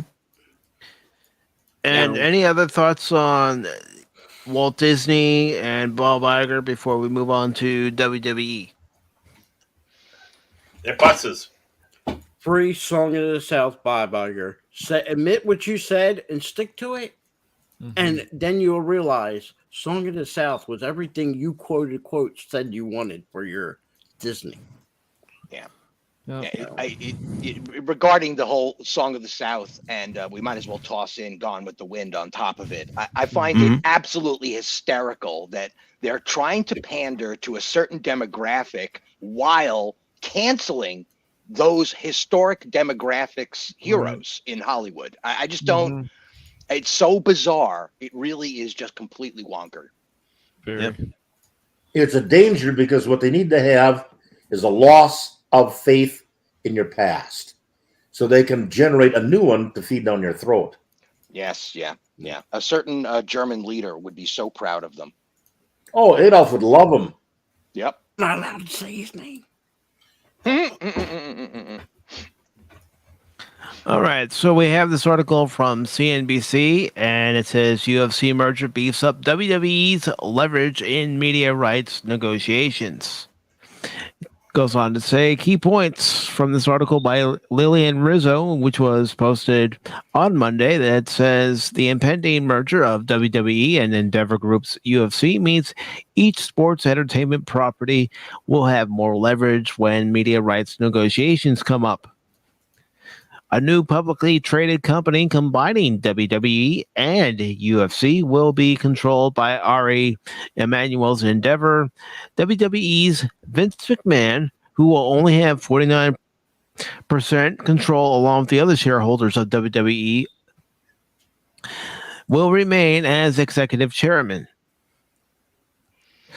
It goes on to say WWE has domestic rights deals for its Raw and SmackDown programming coming up in 2024, meaning negotiations will take place this year.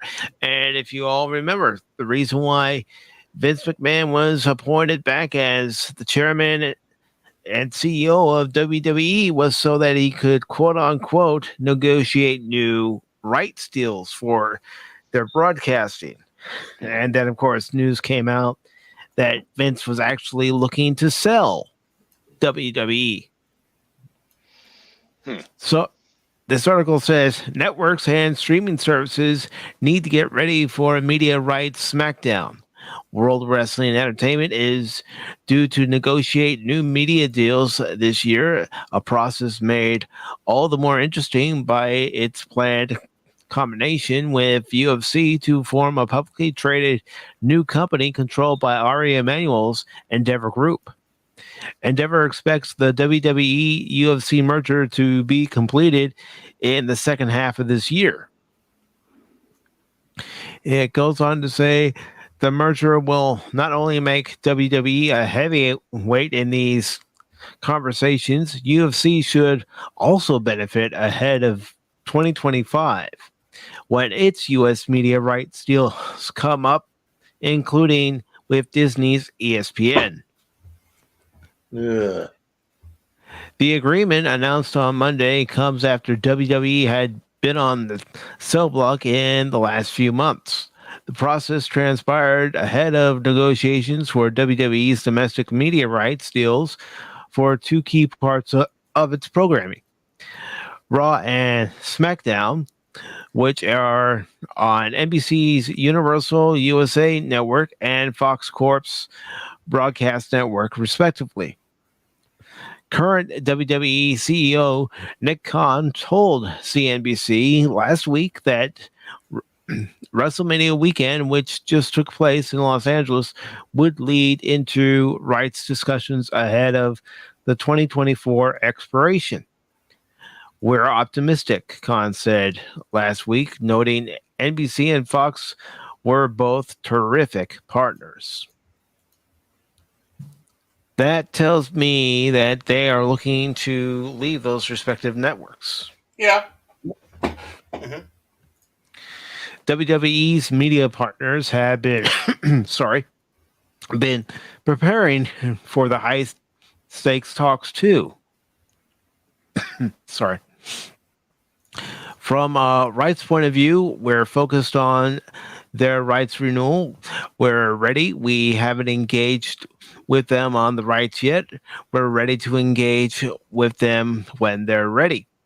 But ultimately, our appetite for renewal depends on what happens with the rest of our sports portfolio, Fox CEO Lanchin Murdoch said at a recent conference. Sports organizations have seen media rights valuations step up in recent years, even with the number of cable TV bundle subscribers declining. Live sports still gets the highest ratings on TV. Plus, with streaming services trying to bulk up on anything that will make their subscriptions a must for consumers, they've entered the mix too. Hungry for sports rights. The NFL locked in 11-year media rights contracts across media companies, including NBC, CBS, Fox, and ESPN, which included the right to simulcast games on streaming services. Amazon Prime Video became the exclusive home of Thursday Night Football. Meanwhile, the NBA is likely to lean toward streaming partnerships and its next round of rights negotiations, while MLB, NHL, and other sports properties have inked streaming deals. Even when, excuse me, even when WWE shuttered its own streaming service, it licensed all that content, including WrestleMania, to Comcast Peacock, which won't be on the table this year. Goes on to say, I think everything is up for grabs with these media rights deals. There's a wide range of opportunities of what can be done and where these properties can end up, said sports media. Sorry. Said sports media consultant Lee Burke of WWE, UFC, and pretty much any other sports league. Besides their massive popularity, WWE and UFC also have some of the most seasoned entertainment and sports rights negotiations sitting on their side of the table. Khan, who will become WWE president after the merger closes, joined the wrestling company in 2020 after previously serving as the co-head of television at Creative Artists Agency. During his time with CAA, he had formed a relationship with McMahon during a recent round of TV rights negotiations for WWE. Endeavor's Emmanuel and Mark Shapiro have sat at many negotiation tables with Endeavor, given their skill, particularly through IMG negotiating sports rights deals. It'll provide a value added to WWE and their negotiating process, said Eric Handler, senior media and entertainment analyst at Roth Capital Partners. Agencies IMG and WME merged in 2014 to create Powerhouse Endeavor. It will also work for UFC negotiations, he noted. Emmanuel touted Endeavor's experience with sports deals well before the WWE deal. And it says, internationally, one of our last deals we did for the UFC in the UK, there were 6 bidders for rights. And we're up to 100%. And our IMG media business is doing very, very well. He said in Endeavor's most recent earnings call, so the demand for live sports and those rights broadcast is in high demand. And other tidbits from the sale of WWE to Endeavor Group is the fact that Triple H, as of right now, will remain with the company in the creative position. And as it said here in this article, that Nick Khan will become WWE CEO. So what are your thoughts, not only on the rights deals, but the fact that WWE is no longer in control of the McMahon family, or the McMahon family is no longer in control of WWE. Vince had to want to bail out because he couldn't handle it anymore. I think what it is, old man, is that Vince McMahon has an ego, and if he can't be in full control of WWE, as Phil has mentioned here on this program before, then as far as he's concerned, no one will be in control of WWE. To be the man, you gotta beat the man, and I'm saying, woo, right here, I'm the man. But see, nowadays they won't say he's the man; they'll say he's the alien or something. So it's funny you should play that clip there, because one of the trailers before Mario was Barbie, and they were playing the theme from 2001: A Space Odyssey, which is Ric Flair's theme. And I'm going, no. Anytime I hear this theme anymore, it's either 2001: A Space Odyssey or The Nature Boy. I have to correct you, and old man will probably back me up on this. That was Elvis's theme. I'm talking about wrestling, Phil. I'm not talking about Elvis. I know, but Ric Flair borrowed it because he idolized Elvis Presley. That's cool. Yeah, jump over and grab something to do him a big boost. But you see that, and that's what fans loved back in the day. To be the man, you got to be the man. Woo! And like he's screaming, because there's that intensity. That's what the whole thing about entertainment was for wrestling. These guys come out, they're all like bulked up. Oh, yeah, I'm ready to go in there. But now it's like, oh, hi, guys. How you doing? I don't want to do this move on you. I mean, hasn't it not turned into that to an extent? That it doesn't have that intensity anymore, the screaming and the... It doesn't. I mean, the last time I watched the WWE event, the fans were just sitting on their hands. They were quiet during the match. It's like, gosh, I miss the days, this back in the 80s and going into the 90s, where fans would be hyped up during the whole show. The wrestlers talk trash to them. I don't even think they do that anymore. They used to talk trash to the fans. The fans, oh, really? Yeah. It was entertainment. Yes. I remember when a wrestler was going down to the ring, walking down that aisle, all the people jumping up and screaming and yelling, positive or negative, depending whether he was a hero or a bad guy. Right. But they were all active. Just seeing him come in. Yes. Now they sit there and go, "Oh yeah." See, what it has to be is something like this. Do you see what happens, Larry, when you fuck a stranger in the ass? Imagine a bunch of wrestlers coming out saying, "This is what happens when you fuck a stranger in the ass." Yeah, there we go. That would be hilarious. That's what we need more of right there. Yeah, Macho Man Randy Savage, Intercontinental Heavyweight Champion. I am the Lord and Master of the Ring. So you need that intensity. Yes. Bonesaw is ready. Once ago, when we found out that Vince McMahon was going to sell the WWE, there was a little window there that I thought, you know what? Wouldn't it have been something if Ted Turner came out of nowhere and bought the WWE? And actually turn around and then can declare that he won the war. That would have been awesome.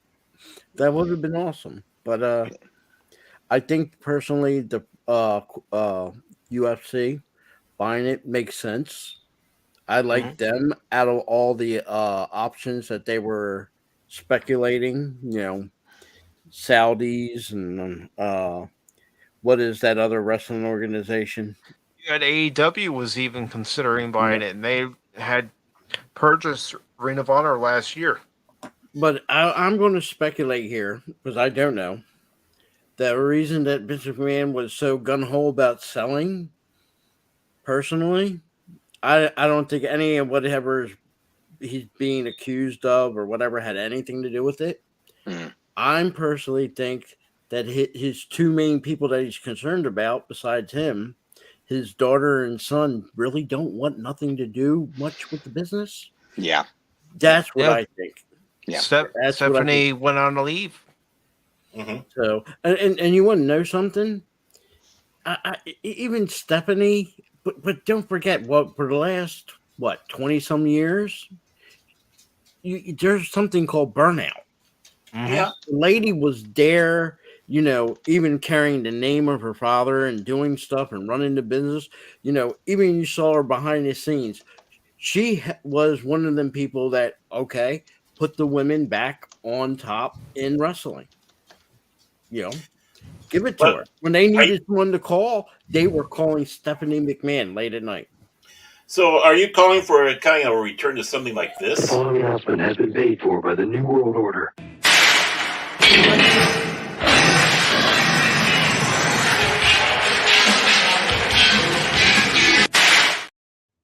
Oh no! I'm not much of an NWO fan, though I did like the entertainment they provided. But I think when they went from 4 members and they start becoming half the company, and then they went white and red, and then whatever the other organizations that were off of that. Yeah, you have the Latino World Order that was led by Eddie Guerrero, and there was what was it? ECW had the Blue World Order or something like that. Well, ECW and the Blue World Order, that was a parody of the NWO. Yeah, but I just think when it came to WCW, if they just kept it like 5 or 6 members and kept it like that, rather than have half the company be NWO, and I think it was too much. And if you've seen when Vince McMahon brought the NWO into WWE, he didn't bring all of them. He only brought the main ones. Yeah. That was smart. Nash and Hogan. That's it. And that was perfect. I think that would have been perfect. I think it towards the end of the run at WCW, I think that burned out more than anything. But that's why I like the version of Generation X. They only had like 4 or 5 members. That was it. Good enough. Yeah. Good enough. It wasn't like the corporate ministry where you had the Ministry of Darkness combined with the corporation, where you had, Vince and Shane and, Triple H eventually joined. You had The Undertaker, Mideon, Viscera, just to name a few. But I do want to say hello and welcome to I Am Not a Nugget. Sorry. We all know who that's referencing. We all know Owen. Nope. I'm not a nugget. Gosh, I miss him. Every time I hear that, it crack me up. Yep. This notion, I don't know much about WWE. I grew up when this was really just exploding on the world. Satellite TV and cable TV were really carrying the ball as well. And pay-per-view, for crying out loud, was practically invented for this kind of entertainment. It just blew my mind during the 80s and early 90s when it just exploded. Hulk Hogan was everywhere back in the day. I don't know much about all the leagues and all the different organizations and all the dramas and themes and storylines. And, it's a gigantic industry. But I think Phil really touches on something really important here, and that is that the next generation just doesn't want to cope with these issues. This notion of a global marketplace and the current economy, I'm sure the McMahon family is just like, we don't want to have anything to do with this anymore. Dad was always crazy wankadoo with this whole property. So, pass it on, Yeah. I think it's important to remember that, because I always had this notion in my head years and years and years ago of why isn't there a baseball event where the leading Japanese team and the leading Cuban team and the leading Mexican team fight against the leading American team and have a world league kind of thing? The closest you have to that is the World Baseball Classic, which happened this year. Yeah. And it's been happening since, I want to say, 2006. And this year's champion was Japan against the United States. Yeah, I think that the reason why we don't see more of that, and that there isn't a secondary league lineup of international teams playing against each other once they've cleared the deck of their national ranks, the way soccer teams do, is probably more due to licensing contracts and corporate ownership of properties than anything else. There's another thing when it comes to that. And I do like baseball. Mm-hmm. And people have to acknowledge, baseball, while the basics are the same, Japanese baseball is a little bit different. Their fields are like, 50 or 100 yards or feet shorter than an American baseball field. But also included in this that I want to point out, American sports is not world sports. The world sport is soccer. You can go anywhere in the world and you can hold up a sign of Pelé, and anybody in the world, even without television, know who Pelé is. Yeah. Hold up a superstar in baseball right now. I can't mention one, but probably someone can. But let's just say, Aaron Judge. Let's talk about Aaron Judge, the American League home run leader. All right. Let me go to 90 countries. Maybe 5 might know who he is. It's just a fact. See, that's something that we don't learn over here in the States. Everybody thinks, well, it's an American sport, so it's got to be a world sport. And like I said, you get out of America and you go across to other nations and other countries. Sports is different. What their top 5 is not sports is not our top 5.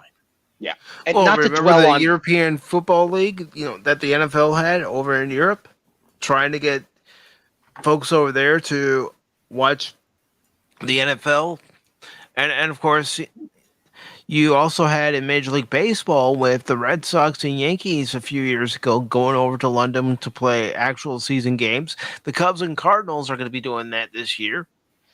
Mm-hmm. Yeah.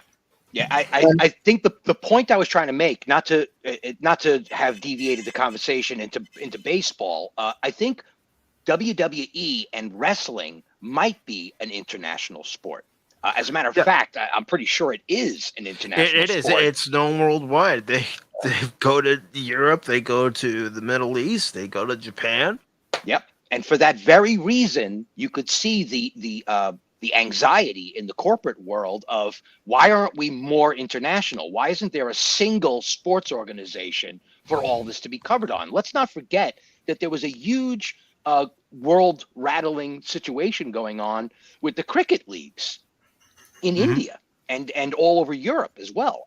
So if you use that as a benchmark, you could very readily see that this is a corporate maneuver for entertainment value in an international playing game board in an international entertainment industry. Because with streaming services alone, the whole world can watch anything anywhere. Yeah, I mean, Baron, you were watching rugby this past month during the rugby tournament. Oh yeah, and there's another one coming up, and there's various other ones. Yeah. There's something too that we miss. Baseball is far more popular than you think. Just go to the South America, Cuba, Mexico, and beyond. Yep. It's popular in Japan. Yep. I mean, you got Japan, but I'm looking at South America, Central America, and they're all nuts for baseball. Yeah, they're probably confused as to why the International Olympics doesn't have a baseball team. They're probably confused about that. I would say when it comes to Central and South America, baseball popularity is only seconded to definitely not behind soccer, because soccer is king. Right. But like I said, Japan, Japan's its own beast. Japan likes to have things of their own. Yep. New Japan Wrestling, that's their own. If I would say internationally, when it comes to wrestling organizations, WWE is bigger, but New Japan, when it comes to Japan, Maybe locally in Japan, that might be a little bit bigger, but they still acknowledge, WWE. Yeah, well, let's remember what the difference is between Japanese wrestling and world, Western wrestling. They have a sumo tradition, and you could say the same thing about fencing too. They have a fencing tradition that we call, samurai swordsmanship, but fencing means something very, very different in Europe, and yet they use the same term. Now, imagine this new ESPN, whatever, WWF deal starts broadcasting sumo wrestling as well, on their off days, during the sumo season. Yeah, it's like, I think if you pull back far enough and look at this on an international playing field, a lot of these things, a lot of the confusion seems to fall into place. Mm-hmm. Mm-hmm. The other thing too is you take a look at a football player. He goes out there like he's a knight in shining armor. Right. Take a look at the rugby player who goes out there with virtually nothing, slamming away. A football player goes, and gets on the bench because he's hurt. In rugby, the guy's playing with practically a broken leg, and he ain't going to quit.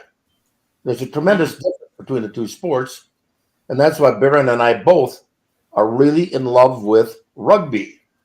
It takes really, really big guts to get out there and play the way they do, without any pads of protection.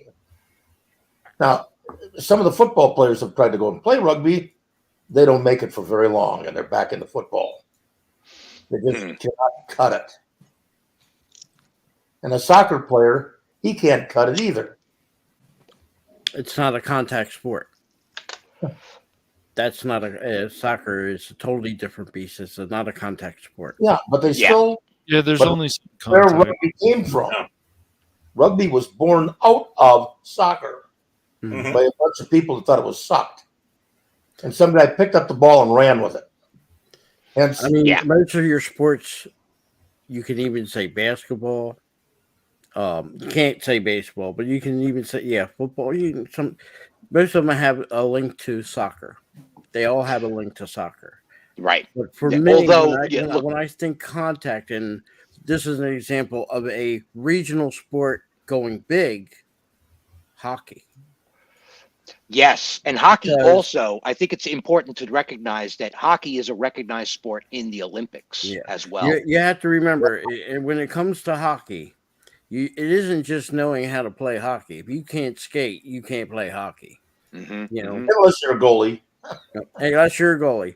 But if you look at the explosion hockey had in the late 80s and early 90s, going to places that, let's be honest, you ain't going outside, putting on some skates. When I mean skates, I mean snow skates, and trying to play ice hockey on a field in Kenya. Florida.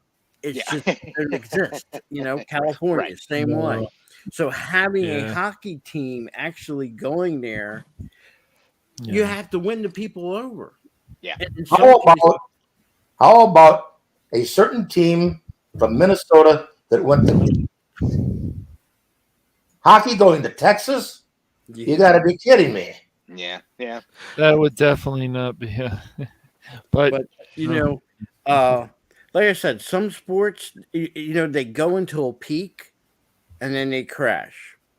Hockey's at that point that I think all sports today, and I will throw entertainment sports, wrestling, is in a decline. Boxing practically doesn't exist. Pro wrestling has been in decline since WWE bought WCW back in 2001. But they're still afloat. We're like I said, when you take like something like boxing, I don't see any interest in anything in boxing. Well, there's not fighters anymore who have that want to show that persona. They're just, that's nice. It's not. I know that they still have it as an Olympic sport, and there's still some amateur boxing, but as far as like professional boxing, it's almost a dead sport. The UFC has really taken the wind out of boxing.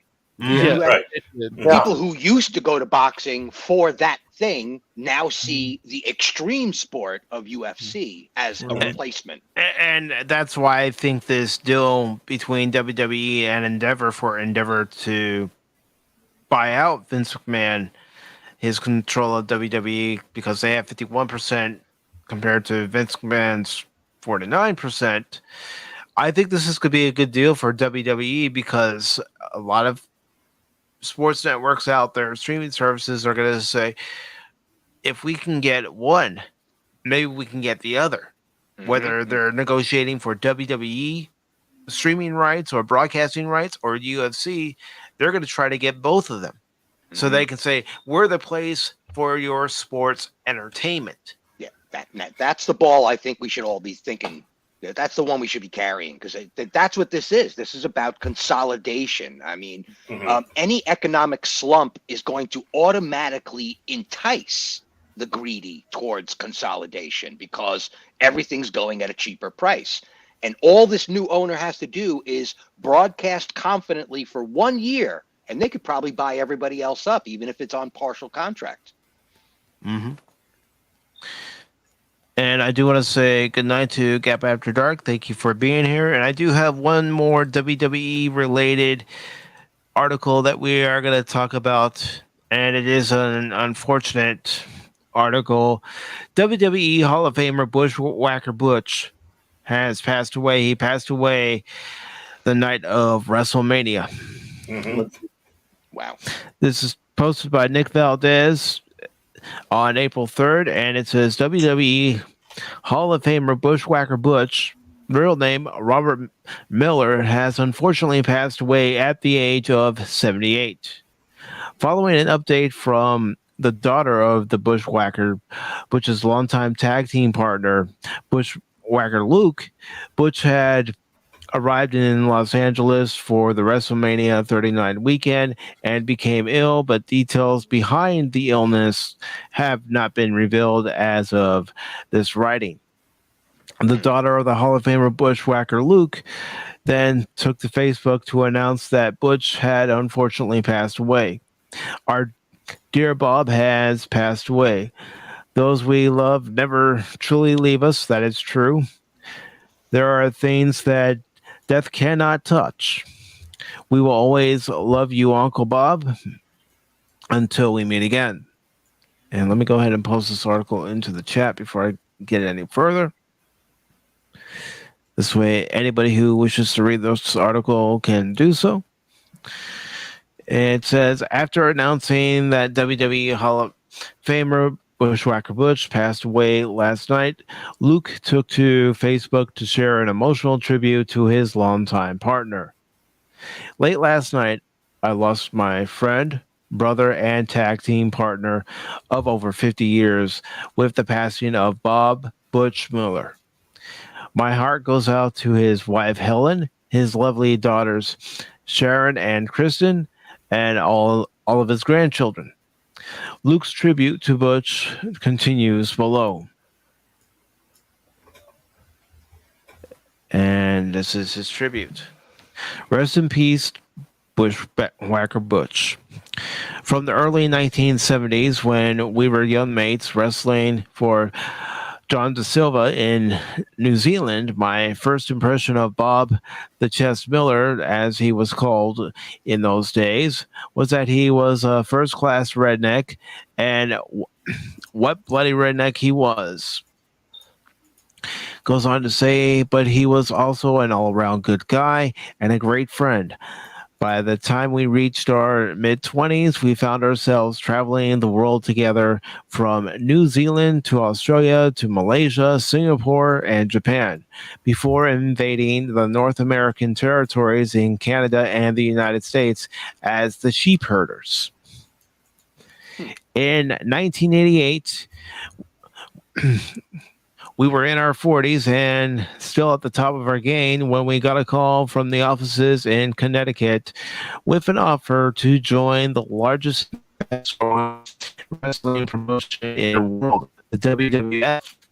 At the time, WWE, The Bushwhackers were born as the Bushwhackers. We appeared in the largest venues in the world in front of the biggest crowds professional wrestling had ever seen, and we were eventually honored by our fans and peers with our inclusion in the WWE Hall of Fame in 2015 and the Professional Wrestling Hall of Fame in 2020. And it ends the article by saying, "We did it all, we saw it all, and we accomplished it all together." This past weekend in Los Angeles, Bob flew from New Zealand to join me for WrestleMania weekend and the related festivities, neither of us knowing it would be our last days together and his last days of life. If you were to read the story of my life, it would say that I am an only child, and it goes on to say, but it would be wrong. In life, I had a brother, and his name was Bob Miller. I love you, Bob, until we see you again. Woo, yeah. They were an incredible tag team, entertaining tag team. I can remember as a kid growing up and watching WWF Superstars. They were one of my favorite tag teams to watch. Especially as they came out to the ring, walking down the aisle, they were swinging their arms, and they go up to different kids in the audience and start licking them. Something you wouldn't be able to do today. They had a guest role on an episode of Family Matters, which was fun. I mean, they were a popular tag team.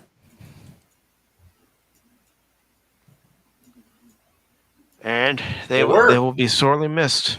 Mm-hmm. That goofy dance. Mm-hmm. Yes. That's one part of it with wrestling that I missed out all the stuff that most of you guys are talking about. Because when I was young, wrestling was at the Calhoun Beach Club. And we had the Dick the Bruiser, the Crusher, Larry the Axe Henning, all of these people that were there. Some of these people I got to meet personally when they were not on the ring or anywhere near it on an everyday basis type situation. And what amazed me about them was that, Larry the Axe Henning was a bad guy. Mm-hmm. Ooh, he was a bad guy. Until he got knifed rescuing some lady, and they had to turn him into a hero by the time he got out of the hospital. But the part of it was with Larry the Axe, and I met him several times when I was young, and then later in life too. And he was one heck of a guy. You had to like him.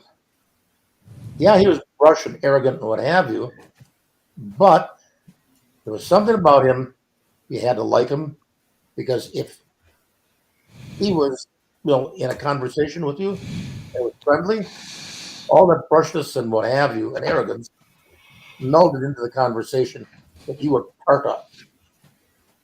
Mm-hmm. Together. And I was in a tug of war with Larry the Axe as our anchor man at the back. And I and another gentleman the Baron knows him, we were up at the front. We were in a tug of war against the Swedes. On their side, they had a couple of famous Swedish wrestlers over there. It all turned out, the Swedes had set it up that they were uphill from us, and we had to pull them uphill, to get them over the line. Mm-hmm. Well, Larry dug in for all he was worth. He's practically parallel to the earth, fully. Medusa, the female wrestler, she was also laying into it with everything she had. And a few of the other people. And we dragged them over the line. But their arrogance on the other side, we just suddenly all let go of the rope. and they piled up like cordwood. Now we had to switch sides for the second round. Guess what? Now we got the edge on them, and it was no contest. We dragged them over like nothing. And they're all definitely afraid we're going to let go of the rope again, but we didn't. This time they weren't so arrogant. Well, we won 2 out of 3. That was it. We were the big champions. But it was fun. Mm-hmm. And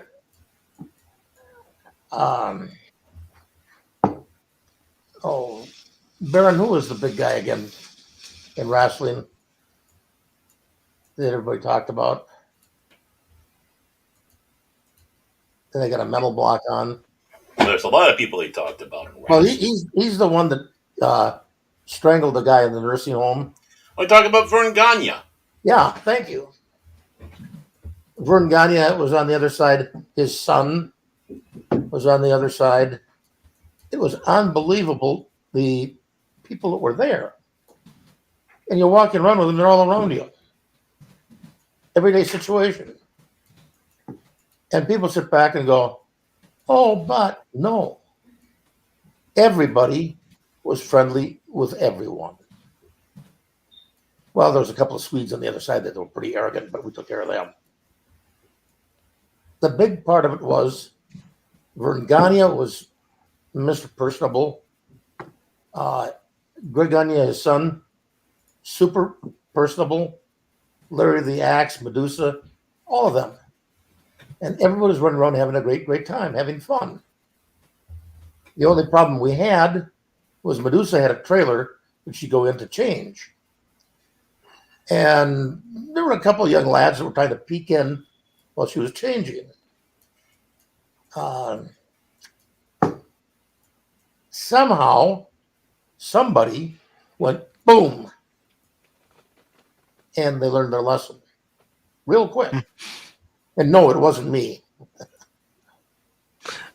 And real quick, Phil's got to go. So, Phil, is there anything you'd like to promote? Yes. I just want to say first, thank you for having me on. Sorry I have to go. I'll be coming up with some stuff in about the next 5 weeks. I hear puppies. Yeah. And just remember, people, life can be worse. You can have the plastic surgery that turned out Vince McMahon. My God, that was so hard. Yeah, 1,000 times worse. Yeah. And I we just will thought forgive. I'd mention it before I go because I hate you all and I want you to We'll remember the image of today's Vince McMahon. Ugh.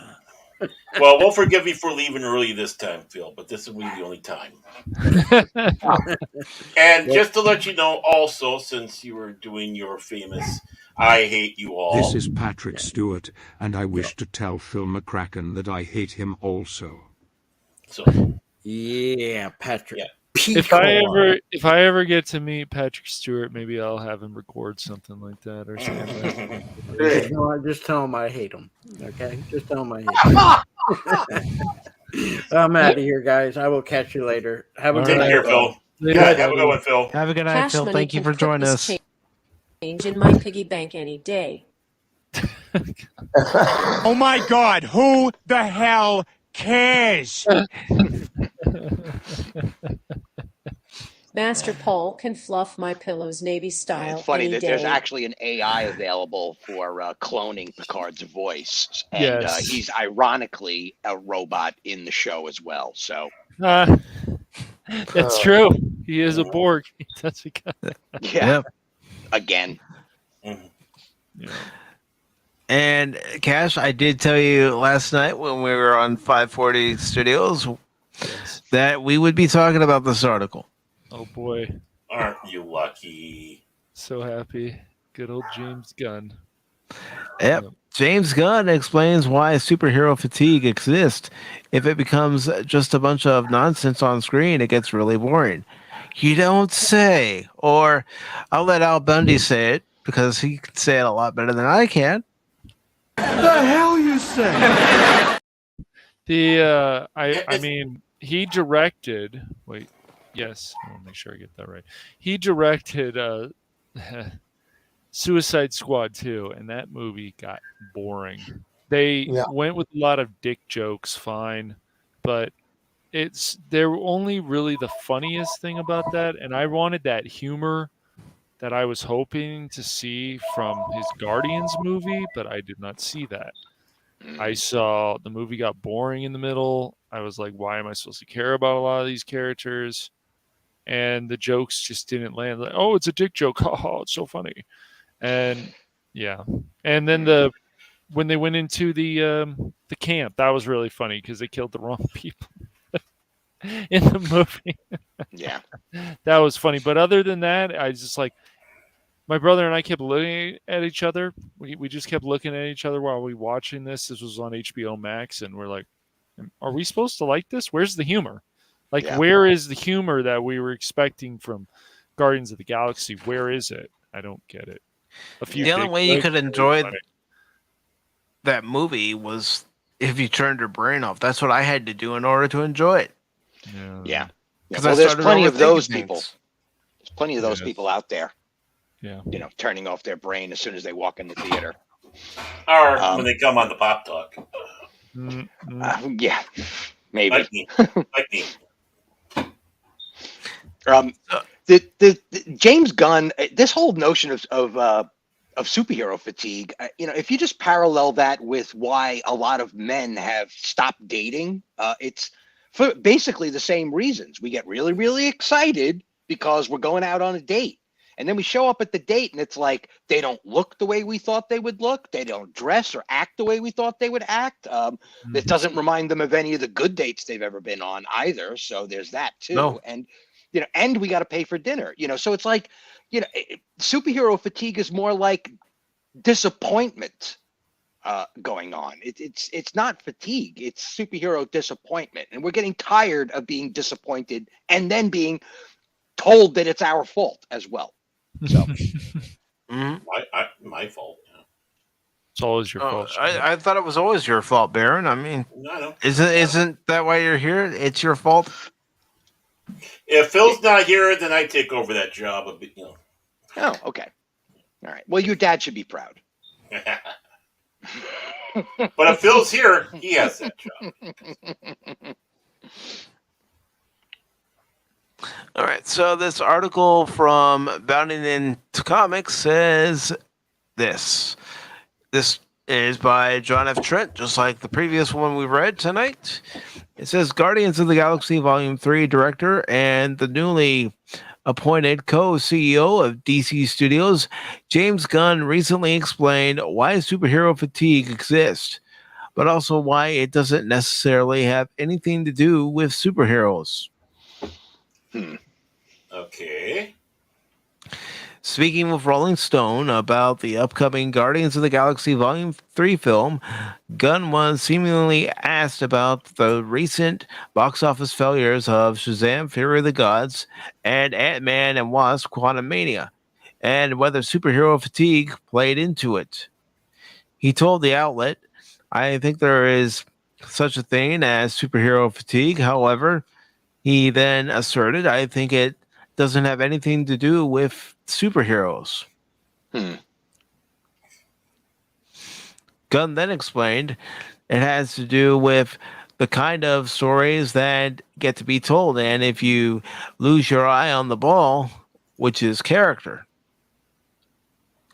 We love Superman, we love Batman, we love Iron Man because they're these incredible characters that we have in our hearts.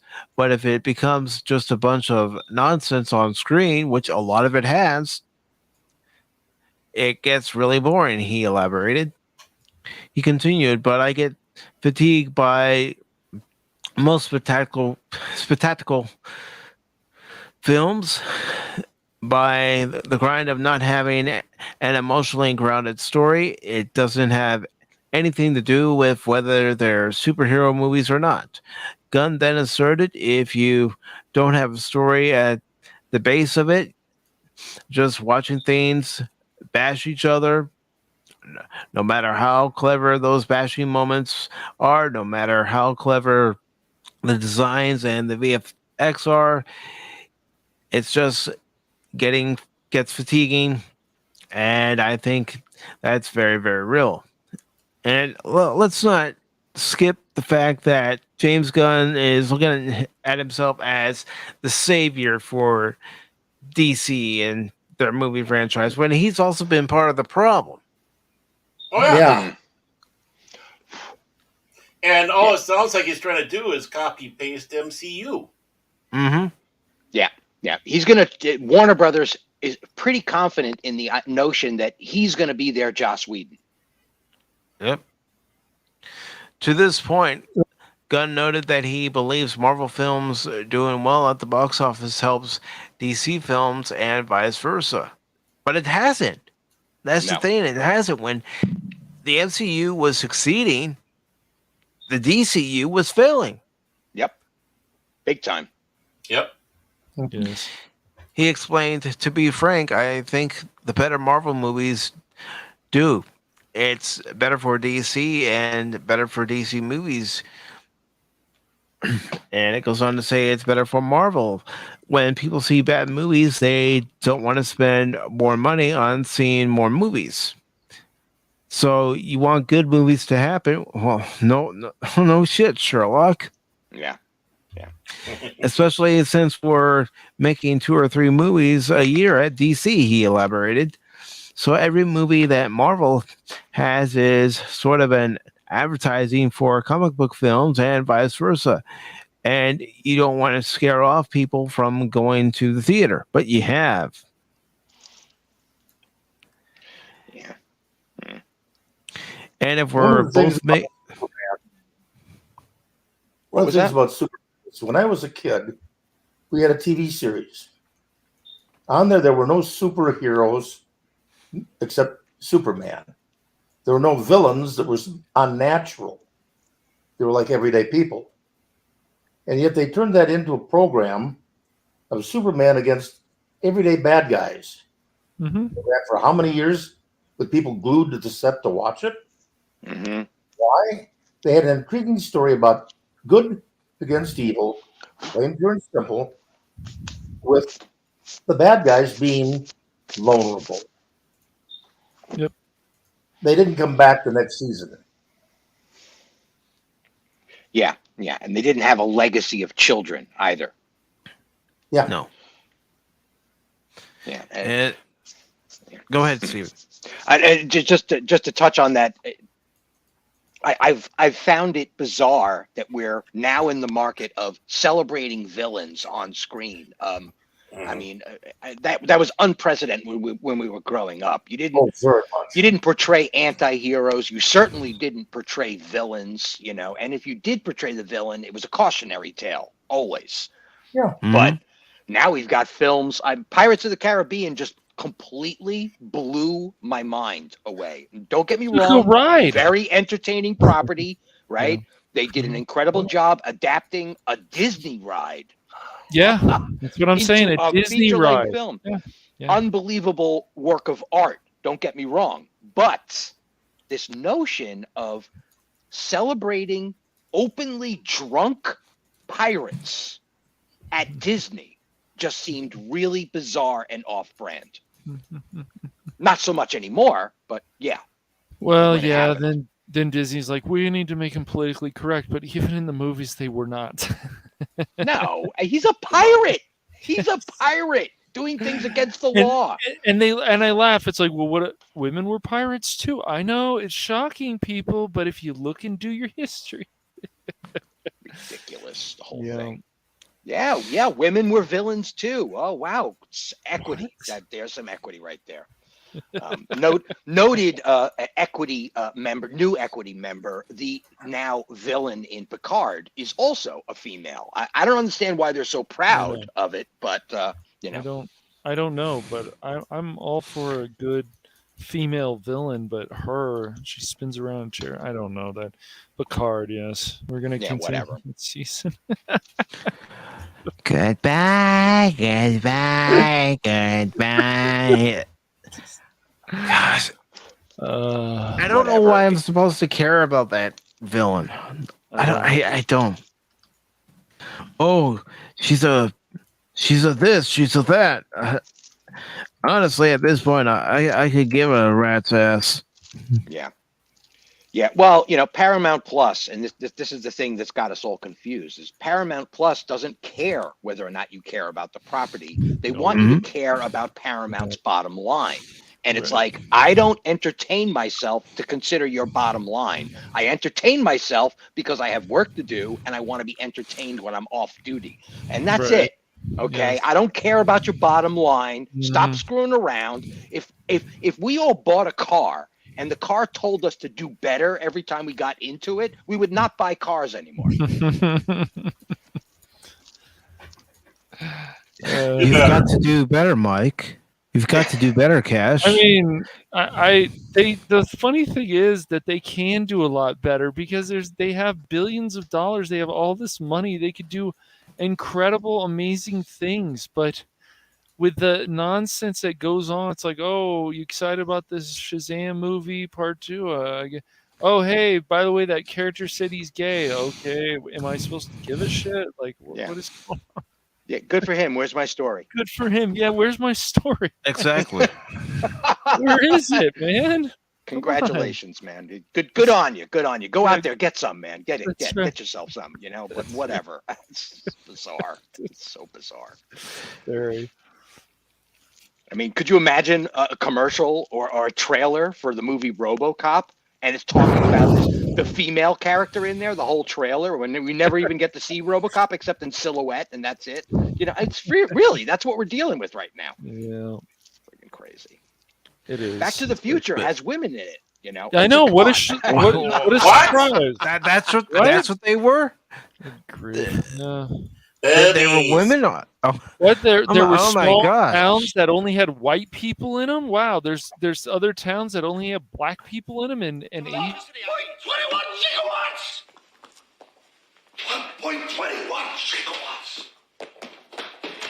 Great Scott. I give Lloyd a lot of credit. He's the same person he's always been. Good for him, and he's having a good time. He's having fun on Twitter. Good for him. Yeah, did anybody see his recent appearance in Mandalorian? I heard it was good. I haven't. I saw a clip. It's classic Chris Lloyd. There's no doubt about that. But I just saw a friend of mine, Roman of the Empire, just basically like the brains were just dripping out of his ears while he was doing his review. It's just. He's like, I don't understand. It's you seem to have edited all of these disjointed scenes together into a single episode. Congratulations on that. But I don't think you nailed any sort of through line, continuity, or story that we're normally used to. It's like he was just boggled by the whole thing. He's like, what is this friggin' episode? What am I even looking at here? It actually retcons stuff from previous episodes in this season. It's like, what are you guys even doing? Yeah, I can't wait to watch season 3, but people are liking it. Some people aren't. Yeah. Well, I am going to play another Back to the Future related clip. Once a pod racer reaches 88 miles per hour. My calculations are correct. When this baby hits 88 miles per hour, you're going to see some serious shit. What's crazy also about Back to the Future is that the game feels like actually Back to the Future 4, and it works very well. And the guy they got to play Marty sounds so much like great.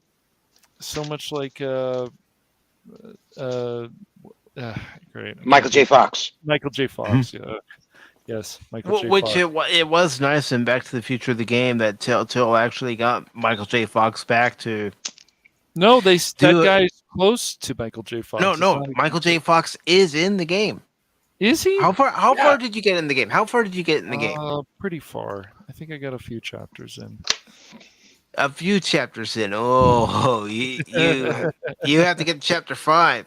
You have to get to chapter 5. Does he? Because the guy who plays though in the game is not Michael J. Fox, but it's a guy who sounds a lot like him. Yeah, okay. Right. But he does pop.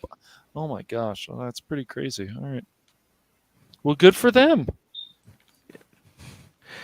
But anyways, Gunn goes on about, talking about characters and, creating different problems and storytelling, but he essentially makes himself sound like he's the savior of all things comic book movies. And dude, he's got a checkered past too, and that's why people have also made fun of him about linked to. I'm not going to go into it here, but other channels I've seen, they've definitely made fun of James Gunn. Hi, I'm James Gunn. Can you bring your family over? It's so much. Yeah. Shit. Well, Gunn and Schneider both have that. Does he? Does Schneider have a Oh yeah. Oh crap. Yeah. I'm sorry what happened to his daughter. I am, but oh yeah. I mean that's beside the point. I mean. Yeah. Well, what we heard in the press as to what happened to his daughter. So whatever. But James Gunn is no longer James Gunn. James Gunn is now the savior of Warner Brothers DC, and there's just no getting around it. So he's not even speaking on behalf of himself anymore. He's speaking on behalf of his position. This is speechifying. That's all this is. Yeah, speechifying. Yeah. You know, he's got to toe the line. I mean, this is what they really wanted Joss Whedon to do right after Batman vs. Superman. They wanted him to helm the ship, and he was probably like, you got to be freaking kidding me. I'm not doing this. And by the way, you already wrote me a 3-year contract, so you're going to have to honor that. And then weeks later, we get all of this jazz about Joss Whedon behind scenes, and he gets totally canceled. I'm sorry. That's way sus, man. Yeah, it's crazy because he just need to find Snyder's. I heard a lot, and the man has given us a lot of entertainment. It's just like it's that Prince of Darkness effect, Steven, I guess. It's like, oh, look at all the great entertainment this man has given us over the years. Oh shit, he's not really that good of a person, is he? Nope. I'm allowed to laugh there, aren't I? I'd say that the two are more connected than you're giving it credit for. I think that all of these guys, just due to the nature of the industry, where a director needs to be a little bit more than your daddy. Because that's his job, right? Right. So of course he's going to be mean and he's going to be ruthless because he's under pressures that you can't even calculate, that he can barely calculate. Yeah, I get that too, and that's why even with Ray Fisher, there's things that happen to him, but let's not forget he also caused his own problems, and some people can't understand that. I'm like, but he did. That's just the reality. Yeah. And Anyway, real quick, go I ahead. just want to say hello. I just want to say hello to Apion, and then you can go on with your thoughts even before you lose it. I know how it is. I'm even trying to remember. We really do need to remember that this whole cancellation wave, and I'll lump the mental handicap wave on top of that as well. This may literally be a way to get out of your contract. You know, there's no way to know whether or not James Gunn had somebody go through his Twitter account and release that information so he could get out of the Disney contract because he was sick and tired of their nonsense. There's always that possibility. You know, self-destruction is on the table in all of these circumstances, and social self-destruction is really easy to do these days. But that's why I respect people like Nolan. He doesn't do this stuff, or his brother.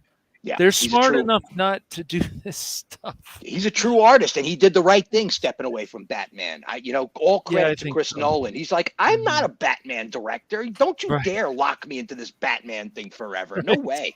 Right, yeah. Well, Cash also is a simp for him too. So I have a lot of respect for him because I enjoy a lot of his movies, just like you simp for, let's see, Baron, Gene Roddenberry, right?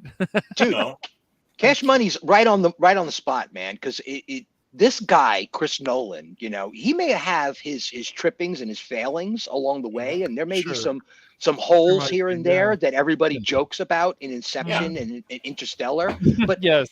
This man actually created feature-length films, including all of his other films in the catalog, which most people don't even know he even made, like the one with the magic guys that they're doing magic. Prestige. The Prestige. Yes. he is able to put together a screenplay and then produce and direct a feature-length film that makes it possible for normies to talk about fifth-dimensional spaces. Yep, that's true. Okay, dream realms layered into other dream realms, and this became public conversation. He may have holes in his theories and in his feature films, but that's a miracle of artwork that he was able to bring that to the normal public so that they can actually digest it and discuss it. That's a stroke of genius. Yep. Yeah. Who's your favorite? Who do you simp for, Baron? I don't think I've ever asked you. Probably Tolkien. How's that? Okay, that's fine. That's a great. Yeah, Nolan. But you both of us understand, Baron, that if they mess up, we're gonna be the ones to be like, I don't like that, man. Yeah, I don't like that, and that's yeah. Exactly. Oh yeah, I know. I was just busting. I know you your are. chin. I busting my chin. Yes, it's gonna bust you in a minute. But his brother, and it's funny too because JJ produced Person of Interest. His brother, Nolan's brother, Jonathan, wrote Person of Interest. Damn, that show is fucking good. That show on CBS, it ended well, it started well. It's just a great show. Reese was a great character. Did you need a cigarette after that? No, I didn't. Oh, okay. It was just a great show, man. I recommend it to a lot of people who just want that grit and determination. And characters will die in that show, Baron. And it sucks, but they will die. Main characters will die in that show. Did you care about that character dying? Did it hit you? Was it like, no, not that character? Oh, they killed him. Yeah. I just get nervous when the first time a character dies on this podcast, this streamcast here. Yes. Will anybody care? Yeah, That'd be me. Well, first of all, who's it going to be? And then, I don't want anybody to. I don't want anybody to die on this program. No, that was terrible. But if you're going to make a bet on me. Nice. Unbelievable. I'm the old part. Well, that's going to move us into this last article of tonight from TV Line, which there's another article. This is the last one, Barrett. This is the last one. Okay. Ooh. I'll wake up now. Okay. But Reigns of Power shocker. It's not really a shocker. Go watch the 3 live streams I did watching the first 3 episodes because I was foolish enough to make a bet with Gap After Dark on a Sunday edition of Pop Talk, and I said, all right, I'll watch the first 3 episodes. You'll see my reaction live. You'll see my pain. And yes, I know what somebody might say. I'm just like Kirk in Star Trek V. I don't want my pain taken away. I need my pain. Indeed. So, Reigns of Power shocker. Barely 1/3 of viewers finished streaming season 1. And this is a short article. And it says the first season of The Lord of the Rings of Power, indeed took viewers on an epic journey, just not a well-attended one. No, because it was boring. It didn't draw you in like the movies did. It was all pandering crap. Yeah. Only 37% of domestic Prime Video subscribers who started the fantasy drama's first season completed all 8 episodes, according to The Hollywood Reporter. The show reportedly performed slightly better overseas, where its competition rate is 45%. According to the Hollywood Reporter's source, even a 50% competition rate wouldn't be considered exceptional, especially for such an expensive series. The first season cost Amazon roughly $715 million. That's ridiculous. I also didn't know there was that many brain dead people overseas. Yeah, well, did you ever hear the Chinese version of Star Wars? No. There's a Chinese version of Star Wars. I think it was done in comic book form. That it's a ripoff of Star Wars. But if you scrub through that. There's videos on YouTube reviewing it and stuff like that for giggles, of course. You could see how the international aesthetic has some very interesting takes on these things. I think Japan is the only one aligned with the West on their aesthetic. As far as watching Star Wars, they could watch Rings of Power in a foreign marketplace and not even realize that there was anything wrong with it at all, given some international programming. Yeah. So, yeah. Anyway, making excuses for the planet, as always. Sorry. No. You don't have to apologize, Stephen. The article finishes off by saying, despite those reported figures, Prime Video boss Jennifer Saki stands by the Middle Earth series, which is expected to return for its second season sometime in 2024. The desire to paint the show as anything less than a success, it's not reflective of any conversation I'm having internally. Yeah, okay, whatever. And that's my actual thought on it. The second season, currently in production, will have more dramatic story turns. Yeah, right. That's a huge opportunity for us. The first season required a lot of setting up. Whatever. I mean, I have disdain for the series because it just lacked any cohesive storytelling. It lacked the effort to draw people in, and yeah, it sucked. On the contrary, what it was doing was pushing people away. It was not only that, it was being disrespectful to the source. They were disrespectful to the source verbally, and they were disrespectful to the creator of said same property. So, what would induce me to want to watch? Nothing. Not a thing. If you're acting that way about your project like that, I ain't watching. Especially, and you can say it now, Cash. I'm simping for Tolkien. It was a work by Tolkien. Dude, it's fine, man. No. I just want to make sure, Please notice where my hand is. My hand is there because it's too late for the boots. I'm trying to save the watch.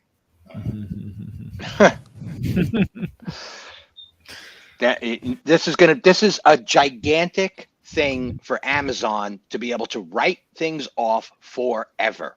Okay, this is a shipping company that turned into Sears and Roebuck overnight and then started to become a supermarket chain as well as a bookstore chain. And I'm like, this company is so diversified that they could sell piles of shit and lose on it for 5 years running and nobody would bat an eye. Nobody. It's true. It's true. And they sell Song of the South on Amazon still. Hysterical. Yeah, this is great. I know people that ordered something on Amazon and they got the sweater they ordered. Yeah. It didn't fit them at all, but it did fit their dog. Yeah, there is problems. I tried to order a SD card one time and they said, "Oh, we can't. We have to refund your money." I said, "What the hell happened?" That was like the only time I've had problems with Amazon, but other people have. I've had broken stuff sent to them, and it's a mess. Yeah. So packages are open and stuff missing. Yeah. Oh yeah. Yep. I mean, I haven't. I'll be honest. I haven't had too many issues with Amazon when I've ordered stuff. Yeah. The one time I did have an issue was when they said an item was delivered and it wasn't delivered. So yeah. Once I provided the proof, they sent me the item I ordered at no charge to me. Yeah, he was Old Man Simpson there talking to Amazon, writing those letters like Old Man Simpson. Back in my day. It's pretty strange. anybody over the age of 45, on the panel can remember the birth of all of these secondary shipping companies, and Amazon was birthed out of that. But, UPS and FedEx did not exist when I was a kid, and they suddenly became a thing when the post office found out that, we could privatize 90% of our shipping things and reduce federal funding necessities. This all happened right around the same time that U.S. budgetary concerns were a big talking point. Early 90s, mid 90s, and stuff like that. So all of the warning signs that media was giving us in the 70s and 80s about corporate takeover of the planet have just gone unheeded by us.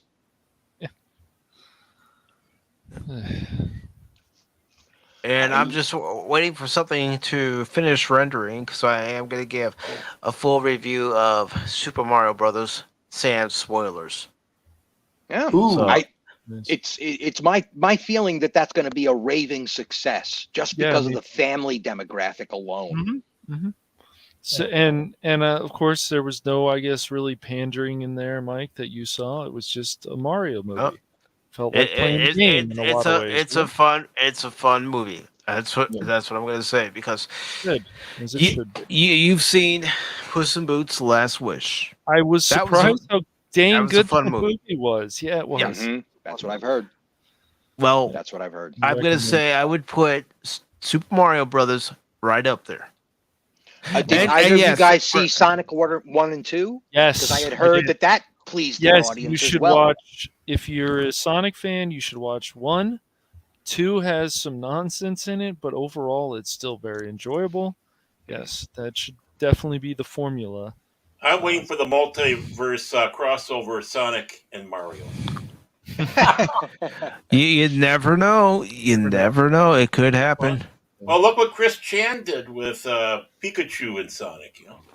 Yeah, God, I really wish that the Pokemon universe would really open up its eyes to that film. I thought we were going to see a rash of Pokemon-themed films. You think about how vast that universe actually is. It is. And how you could do a war film, you could do a detective story, you could do a samurai tale, you could do any sort of type of storytelling you wanted to, just with Pokemon. No, but did you know, Stephen, that a lot of male trainers fail?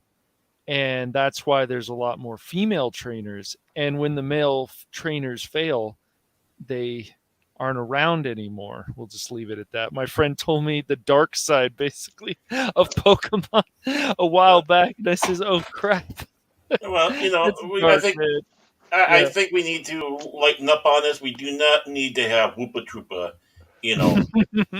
really go nuts out there. I think Woopa deserves a win.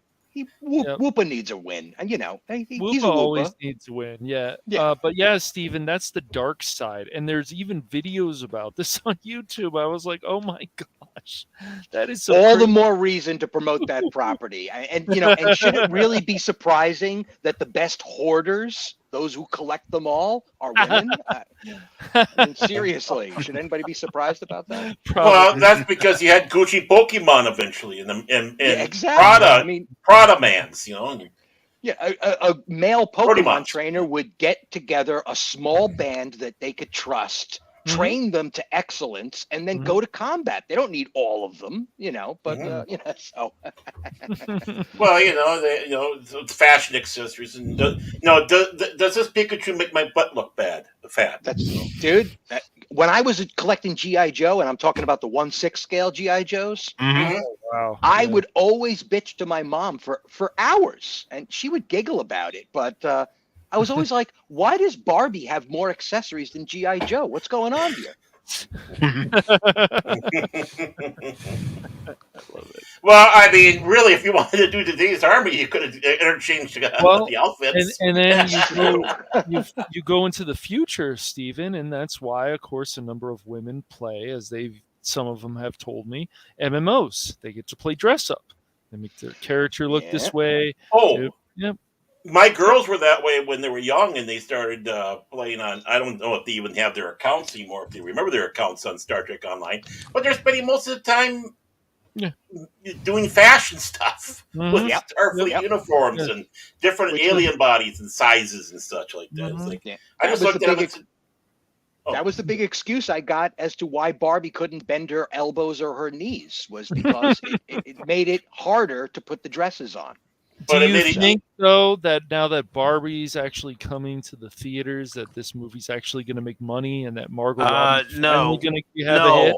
No. Or do you guys think that this is going to be too goofy and it's not going to be very fun? And I don't know. All I gotta say is, if she had knees that bent and elbows that bent, it'd be easier for her to buy the stuff that she needs to put on. Am I not wrong? Am I not wrong? I mean, no, that's what should have been. I'm going to make a prediction about this Barbie movie. I think it's going to blow the hell up. Oh, whoa! For a minute, you scared me when you said this.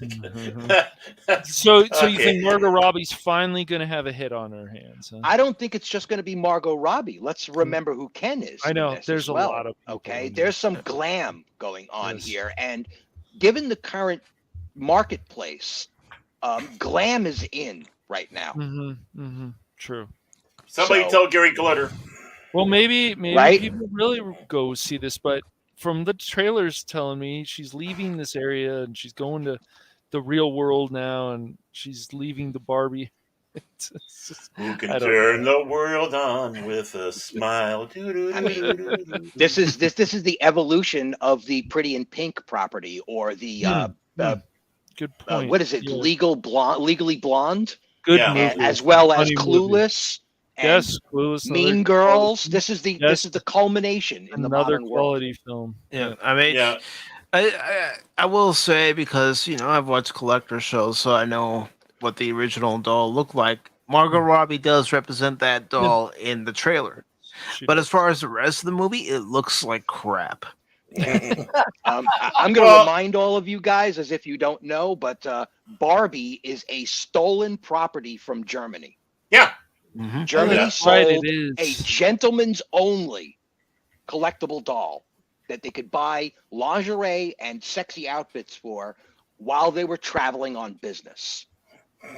And that's the origins of Barbie. Yeah. Well, flash forward, you still got gentlemen buying dolls that they can put lingerie on while they're out traveling too. That's and it's not even inflatable. True. Absolutely fantastic. It's just when I heard that bit of history, I was just like, wow, Barbie, you just went down a few notches, I think. Well, I got to remember, it is the truth. It does happen. I mean, these companies are vicious, and you think from everything of Ford and all this stuff, people are going to do some shady shit. That's right. Whatever it takes. Some guy was caught in the express lane, 2 people or more. Well, the person in the vehicle with him was a sex doll.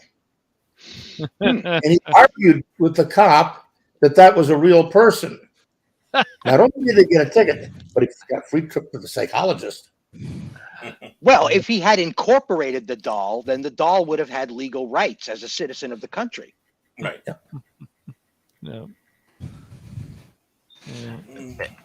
And it's just taking a little longer than I expected to render when I want to play, when I give you guys the review of Super Mario Brothers. So just bear with me a few moments.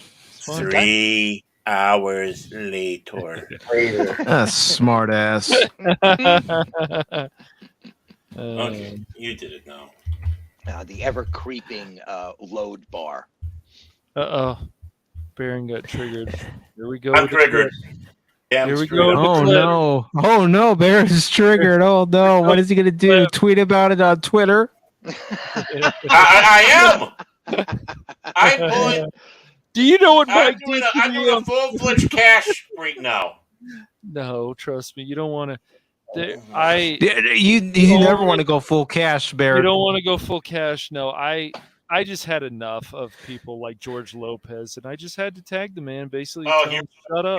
Yep, I did. I'm not ashamed of it either. It's just his joke was as lame as his performance on The View. So Wow. Yeah. Mhm. Yeah. Well, welcome to the future. Yeah, welcome to the future. I mean, these people used to be funny. Yeah. You said the was- key word there, Cash. Used George to be funny. Lopez was pretty funny in Balls of Fury. He made that movie better, but look at where he is now. Talking about Trending on Twitter.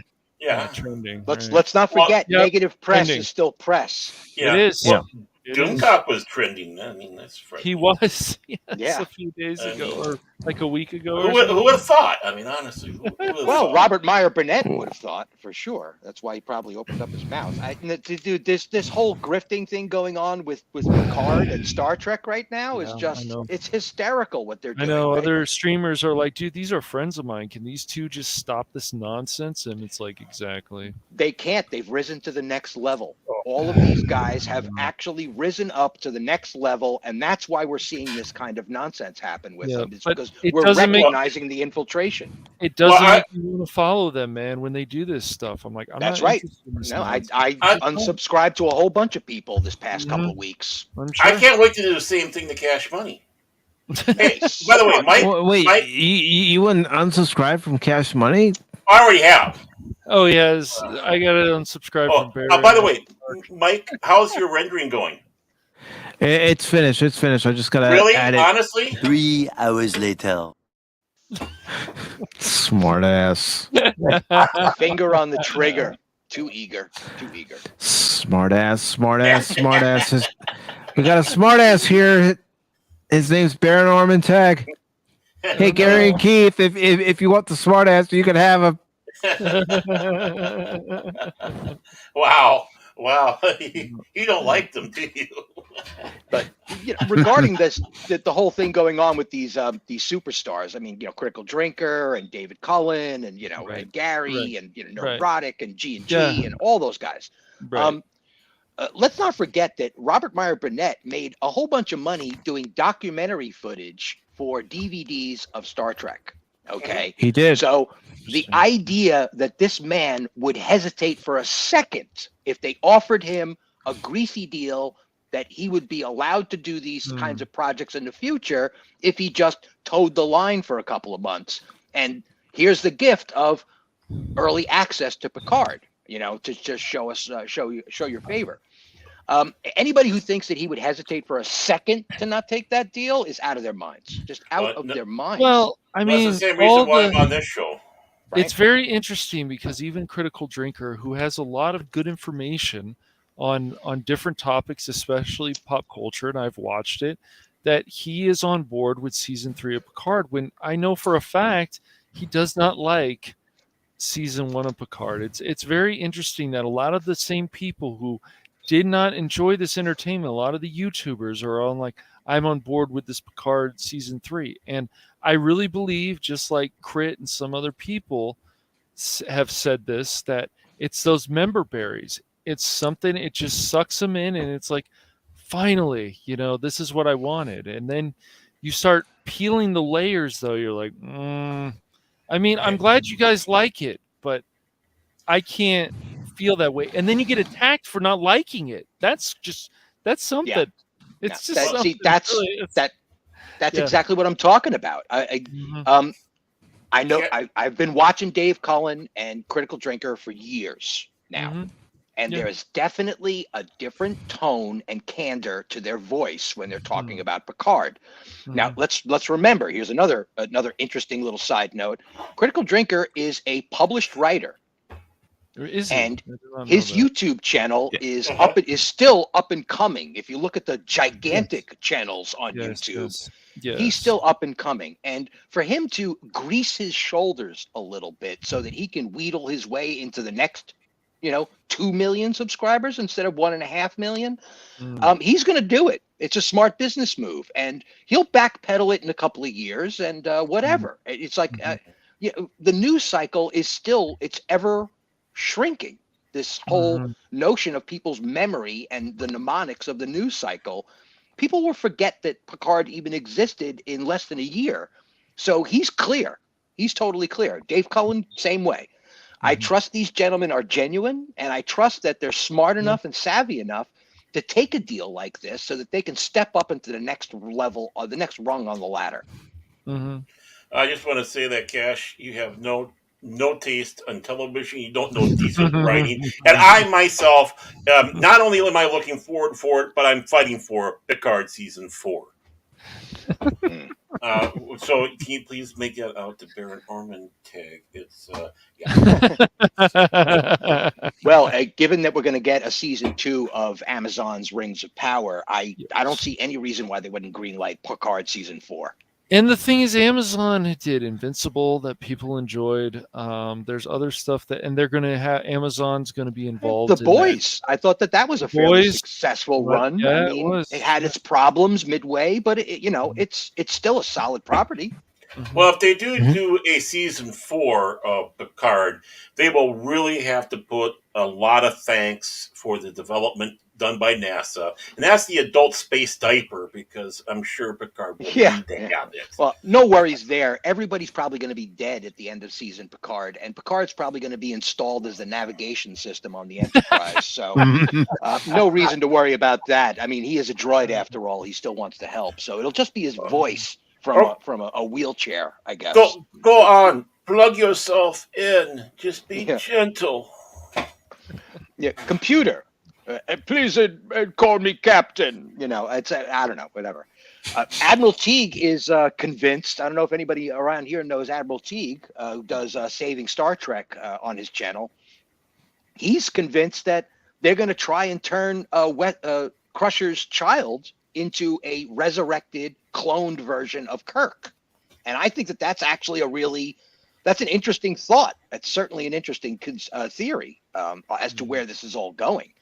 That that her son, this boy Jack, is going to directly attach the concept of Picard to the movie Nemesis, and we're going to get a resurrection of Captain Kirk. Oh my God! Who the hell cares? Indeed. Yeah, I don't know. Is a lot of people excited about that? I only work in outer space.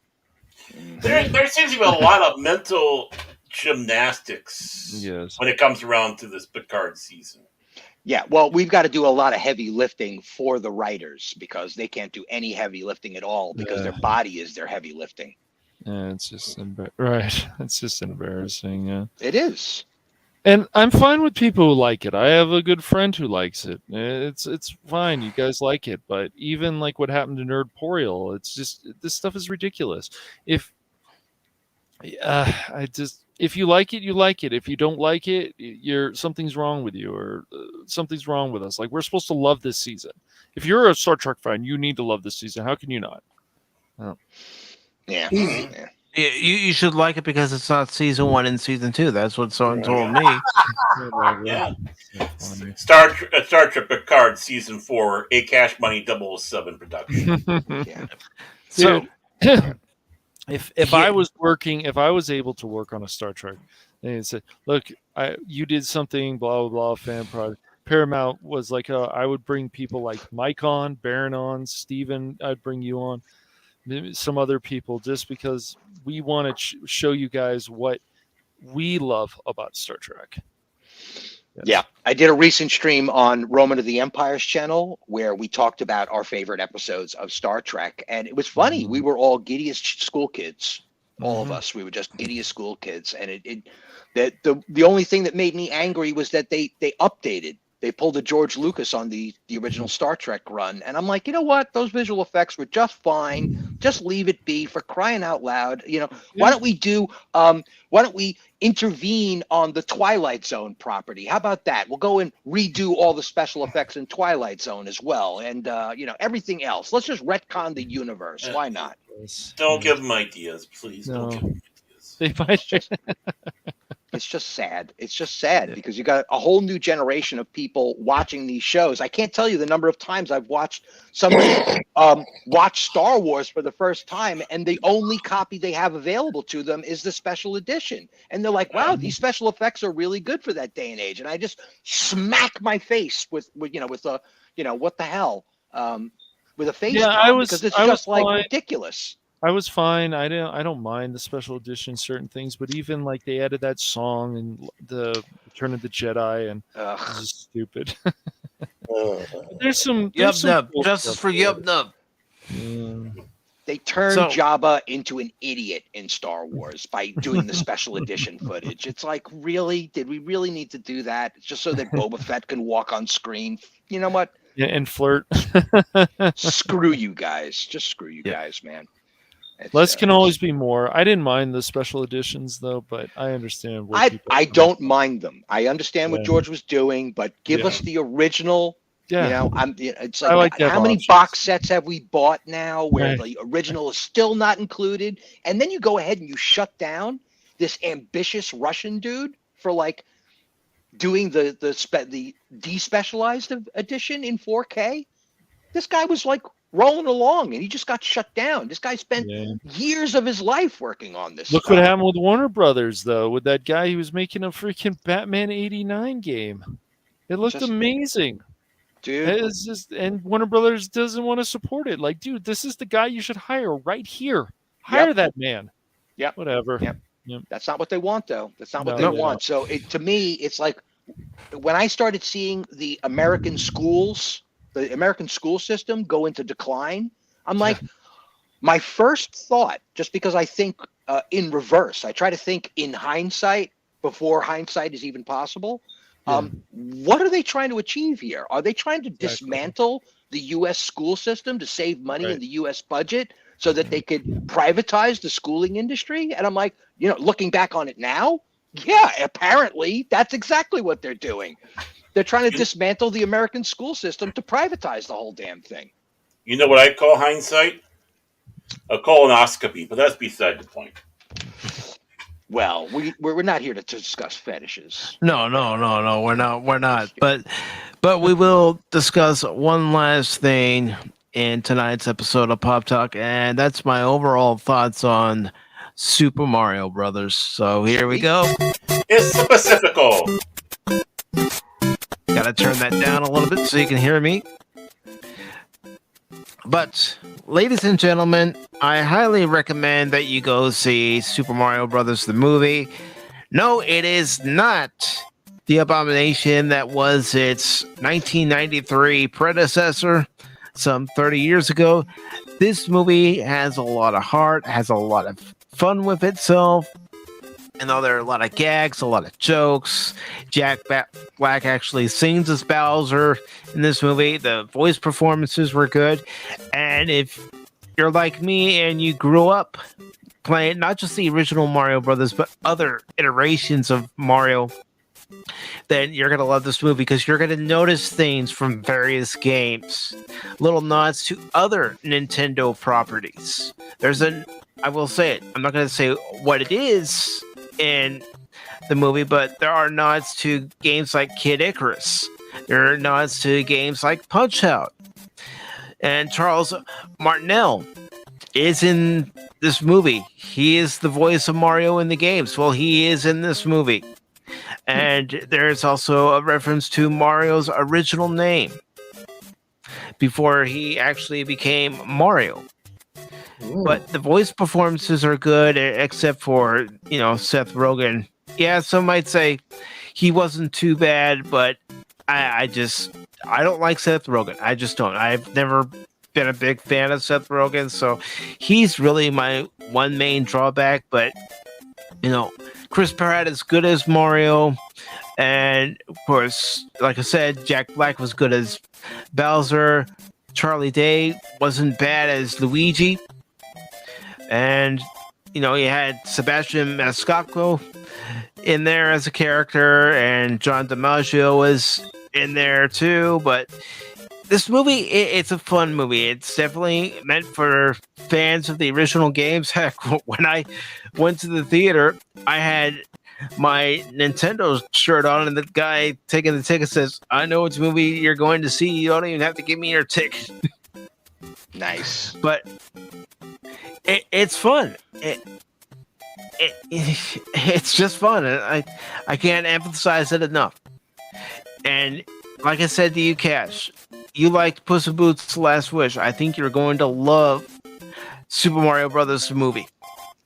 I think you're going to be able to catch a lot of references to a lot of the games, and a lot of the characters that some are in the background, some are right in the forefront.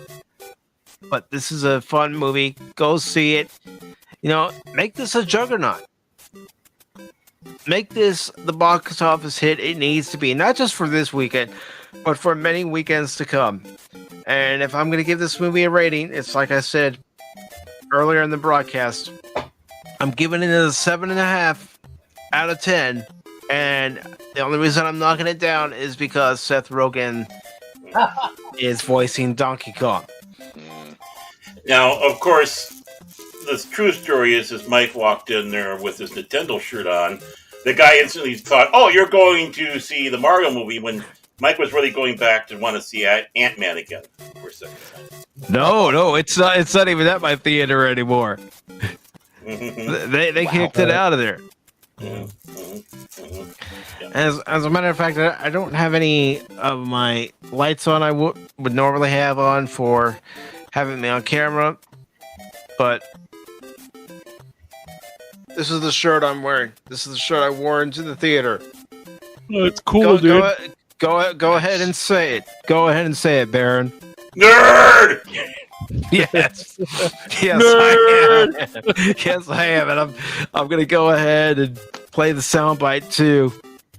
Just because, And I would love to hear Norporeal's reaction to the movie because, there are times he and I agree, and I think there's a lot of things he and I are going to agree on. He might have seen things that he didn't like, and there, of course, as you all know, there are certain things I don't like, and that's being Seth Rogen, but I enjoyed the movie. So I'm going to go ahead and play this. Yep, I'm a nerd. That's okay. Nerd Boreal's a Sega guy, so I know there's a big war between you two. Wait. Sonic guy. Wait. When did he become a big Sega guy? Yeah, you didn't know about that. He's been playing us. He's been playing us for all these years. So Nerd Boreal, the Sega guy. Yeah, he is. Mm-hmm. But yeah, I don't want to start spurless rumors or anything, but yeah, he is. He's been playing us for a long time.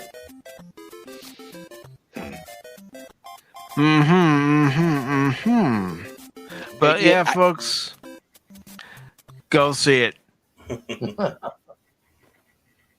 I do notice that. First of all, what studio is putting this out? Who's the distributor? It's Universal, and the animation's done by Illumination, the same company that's done the Minions movies.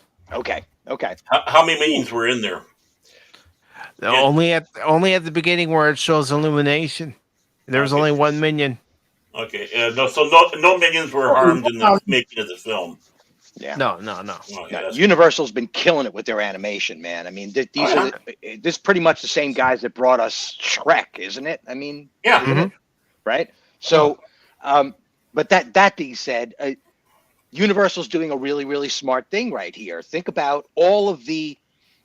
I always try to go to the business side of this whole thing. All of the voice actors, all of the property identities, all of the various incarnations and background characters that they brought into this property. This one film contract basically solidifies their ownership and renegotiates all of their payoffs to all of these people that participated in the original property, including the game manufacturer.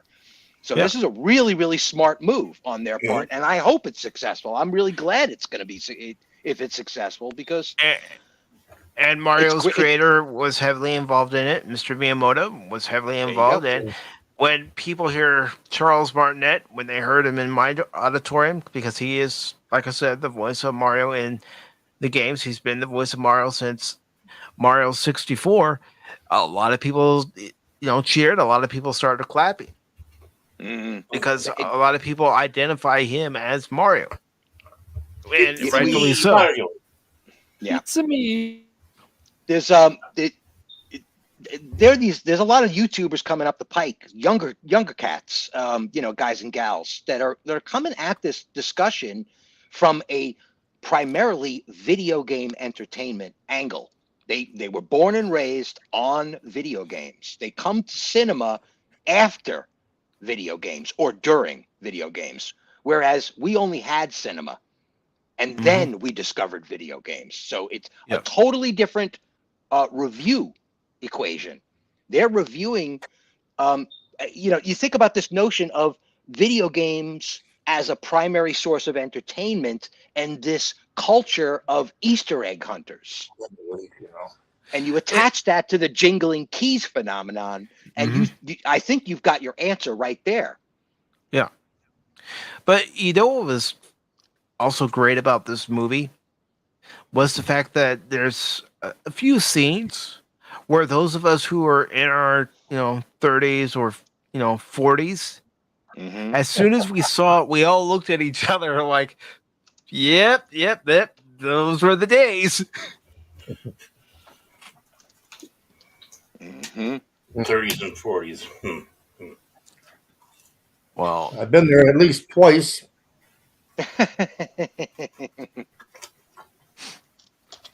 But I do want to thank you, Barrett and Cash, for starting off the show while I was in traffic trying to get home. Well, we were trying hard to get get channel banned and all that. So, but I don't think we did a good enough job. I guess not. You should have heard Cash's rant. I mean, I would have thought that was going to take it off. But I also want to thank Old Man and Steven for the both of you for jumping onto the panel. I greatly appreciate it. Glad to be here. Indeed. Yes. And Steven, do you have anything that you would like to promote?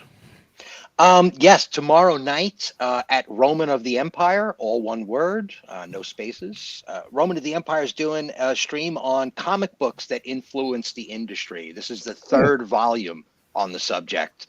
So we're getting into some real nitty gritty. We hit the big high spots in the first episode, and we're kind of meandering around some properties like Berserk now and stuff like that. We're everybody. The panels are usually extremely informative. So there'll be a comprehensive discussion. I can guarantee that. That's going to be tomorrow night, 5 p.m. Pacific, 8 p.m. East Coast, and all spaces in between, and extrapolate for international markets, of course. So that's Thursday night, 5 p.m. Pacific on Roman of the Empire, comic books that influence the industry. And I am grabbing the link for Roman's YouTube channel right now. Sweet. Well, you should, because he named you personally. He says Pacific at Roman of the Empire. And there we go. It's in both Baron's channel and PACIFIC414. So please check out Roman of the Empire. Check out all his content and the chat on Friday. And Steven, once again, thank you for hopping on and really appreciate it. Thank you, sir. Thank you for having me. Anytime. And Old Man, I know you've talked about wanting to set up your own YouTube channel and specifically set up shorts. Yep. Yeah. If that think above there, will help out. I will. I just got to get moved here. Grab a box. Help. And then on top of it, instead of moving further away from me, he's moving closer. Yeah, I didn't like that part either. There goes the neighborhood. Yep. I think YouTube should offer trunks as well as shorts. This way we could produce 3-minute videos and call them trunks instead of shorts.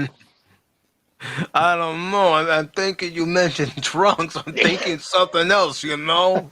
Well, they both hang about the legs, so yeah. How about lederhosen? Come on, I want to do some YouTube lederhosen. There we go. YouTube lederhosen for the German marketplace. I'm thinking of another. Yes.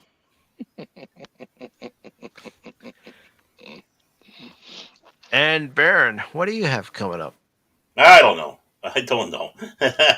I'm just going one day at a time. But when there's something big and important, I'll let you know. But when it comes around to me, this about sums it Oh up. my God, who the hell cares? There we go. I care. I care. We But care.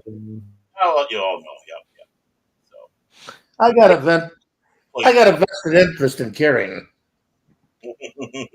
Don't ruin my moment here.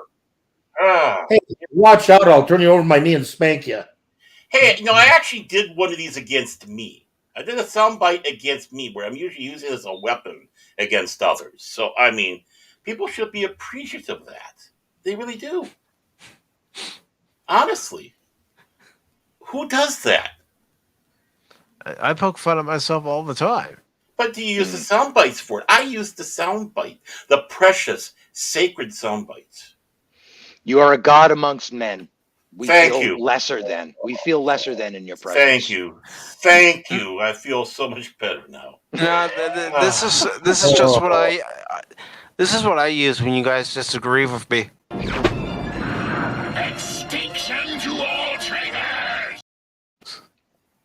I think we also have to. I think we all do also have to thank somebody else. No coupons for you, Phil. Yeah. So. Yeah. Yeah, I'm not going to forget Phil. You think Oh, no, I'm going to invite Phil onto the show and then forget him? No. You invited him? Yeah. Yes, I invited him. And I got to say, it was fun being with him Monday night, and we talked to Arwen. That was a great stream. Yeah, Arwen's a sweetheart. A lot of fun. Did Phil behave? Yes, he behaved. Oh, good. You made Arwen laugh. That's not hard to do, really. No offense, Arwen, but I mean, I think everybody that has dealings with Arwen tries to make her laugh at least once because she's got a nice laugh. She's got If they ever make a movie, she should be Catwoman. Arwen? Wow. Okay. How many cats does she say she owns? I thought you were going for the Newmark reference because she definitely has that Newmark kind of look to her. That's for sure. No, I was being kind and nice and gentle here. That's what happens when you get old. You get mellow. Yeah, that depends. Yeah. Right. Yeah. Explain that. I mean, I just don't think people go where they go as they used to. So, Cash Money 007. You. Shaken, not stirred. That's right. What do you have coming up on the Phantom Hooligans that isn't Saints Row 2? It's going to be a surprise game. It may be 2 surprise games. I can't tell you yet. That's The Hooligans is doing surprise games? Wow. Yes, the Hooligans, Baron. Hooligans. The Hooligans?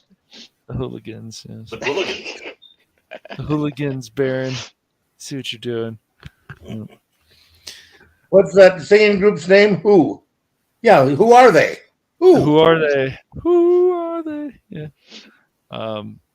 Yeah, the Who actually played at the halftime. They did the halftime show at the Super Bowl about 10 years ago or something like that. Something like that. Wow.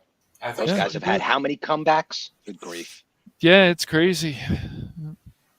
But unfortunately, the halftime show at the Super Bowl, they aren't interested in that. They're just interested in having women come on there and just, I don't. Yeah, was there a drag show during the Super Bowl halftime?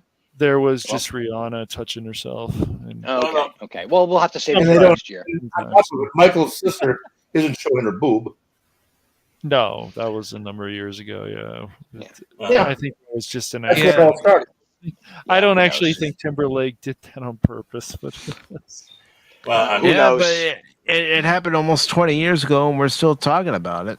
Oh, yeah. Yep, I we're going to be wasn't. talking about Will Smith and Chris Rock as well, which is also another Yes. questionable event. 20 years ago was like yesterday to It's me. questionable, but I think Will Smith really has lost his mind, and he's just, oh yes, Jada, you can sleep with this other guy. Yeah, I said it. YouTube. What are you gonna do about well, it? you know. But really, it's just.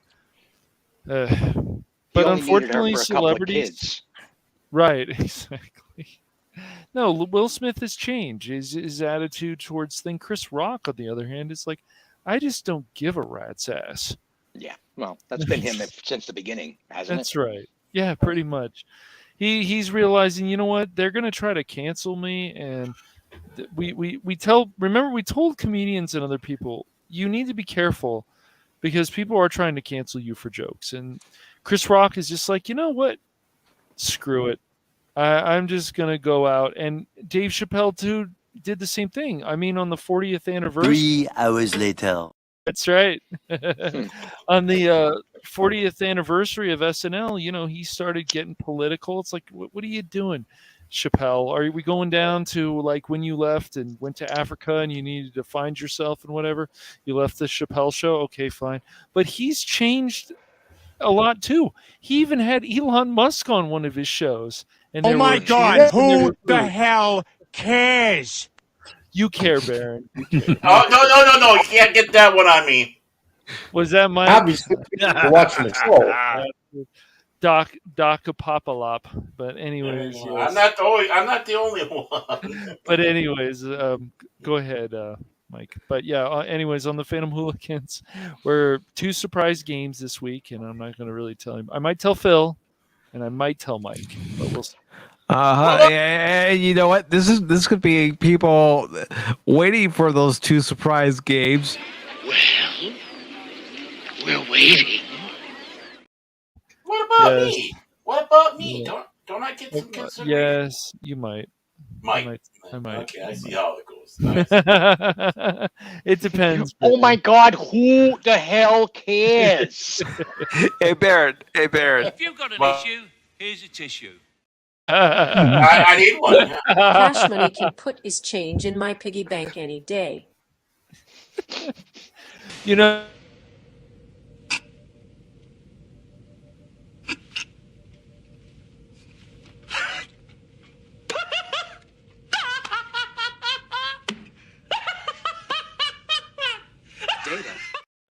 Data.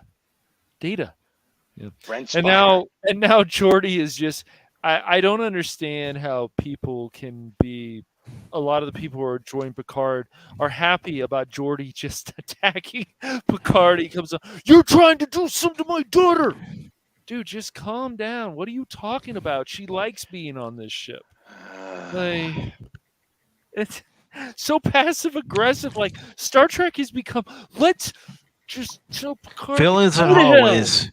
Fillings and hallways. My Dude, gosh, the entire Fillings and show hallways, has become very an well episode of Donahue, for crying out loud. I mean, what the hell is going on here? Where is my Starfleet? Where is my discipline? Where is my military rank? What's going on? Star Trek Dawson's Creek.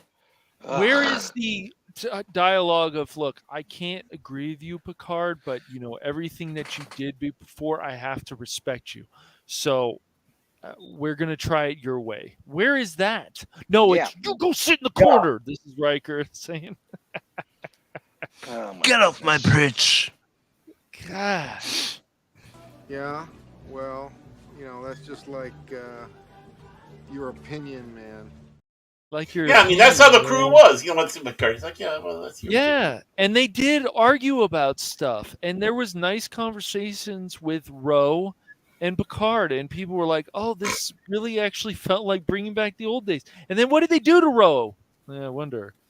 Yeah, they couldn't save her because spoiler alert. Anyways, like it matters. Hey, whatever. So hooligans, 2 surprise videos. 2 surprise. That's right. You know why? You know why 2 surprise episodes? I'll tell you why. I have people skills. I am good at dealing with people. Can't you understand that? What the hell is wrong with you people? Give Paramount credit because they're just still letting Mike Judd do what he wants. I give HBO credit. there was a lot in Silicon Valley that was so politically incorrect. It was so nice. Missed those days. We'll get back there. We'll that was Cash Money watching that there, and then you didn't hear, of course, at the end there goes, cigarette, please. I had to throw that in there. I love it. Love it. But, ladies and gentlemen, thank you for watching, listening, and lurking during this edition of PACIFIC414 Pop Talk. Thank you to Old Man and Stephen Ransom for hopping on the panel, and of course, Baron Orban Tag and Cash Money for starting the show. We're sorry. And of course, before we leave, one last thing, Old Man, thank you very much for being here. Thank you. Gap. Oh gosh, these stream elements commands are taking up half my chat. The Nightbots are taking up half my chat. It's all of our chat. It's not just your chat, it's all of our chat. And, of course, Gap After Dark, who was the official merchant supplier for Stargate SG-1. Yep. I also want to thank Stephen Ransom for being here. And Lord Thoth, thank you for being here. Jason Fox from 540 Studio, thank you for being here, and thank you for asking for Cash and I to hop on your show last night. Yeah, he asked me, but I didn't see that, so that's my fault. Yeah. But I already talked to him. He said it was okay. That's very interesting. Okay. I also want to thank Everest Productions, Lord Crit. You know, the orca boy with the silk top hat, the monocle, and he's wearing his best suit with his best cane in his hand.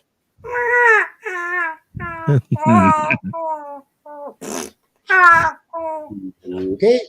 There's some whale song for you. And I also want to thank Pops for dropping by. Thank you, Pops. Talk hard, brother. Yeah. And of course, Kathy Skywalker, thank you very much for stopping by.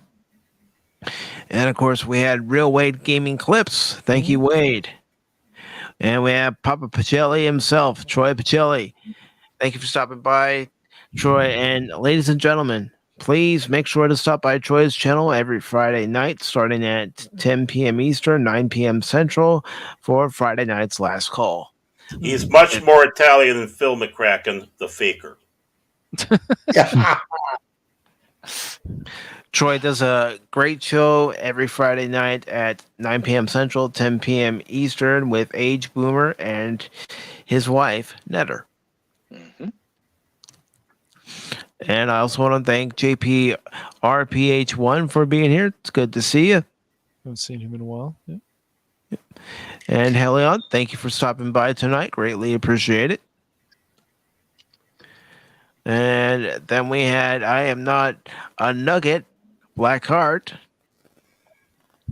That was a new face. Very cool. And Apion, thank you for stopping by. Greatly appreciate it. So, want to know, thank you again. I know I keep saying thank you, but I really do appreciate it when everybody stops by Pop Talk, a game stream. Even when I recap a Cubs game, there actually wasn't a Cub game today because the game between the Cubs and the Reds was postponed due to the rain. I thought it was postponed because of Mario. No. Even Mario can't cancel the game. Never know. But thank you all so very much. As always, we all greatly appreciate it. I certainly do. And always remember this. I'm not just a baseball guy. I'm an all-around guy. Have a good night, all. He's also a masochist.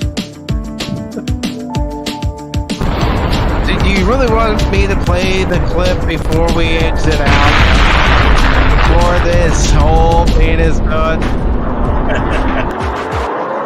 Do you really want to Pop Talk play? is where it's at, baby. It doesn't matter. The show's over. I can still play the clip. We're still alive. We're still rolling. As a matter of fact, the last thing you all are going to hear tonight is... I don't want my pain taken away. I need my pain. Night, everybody.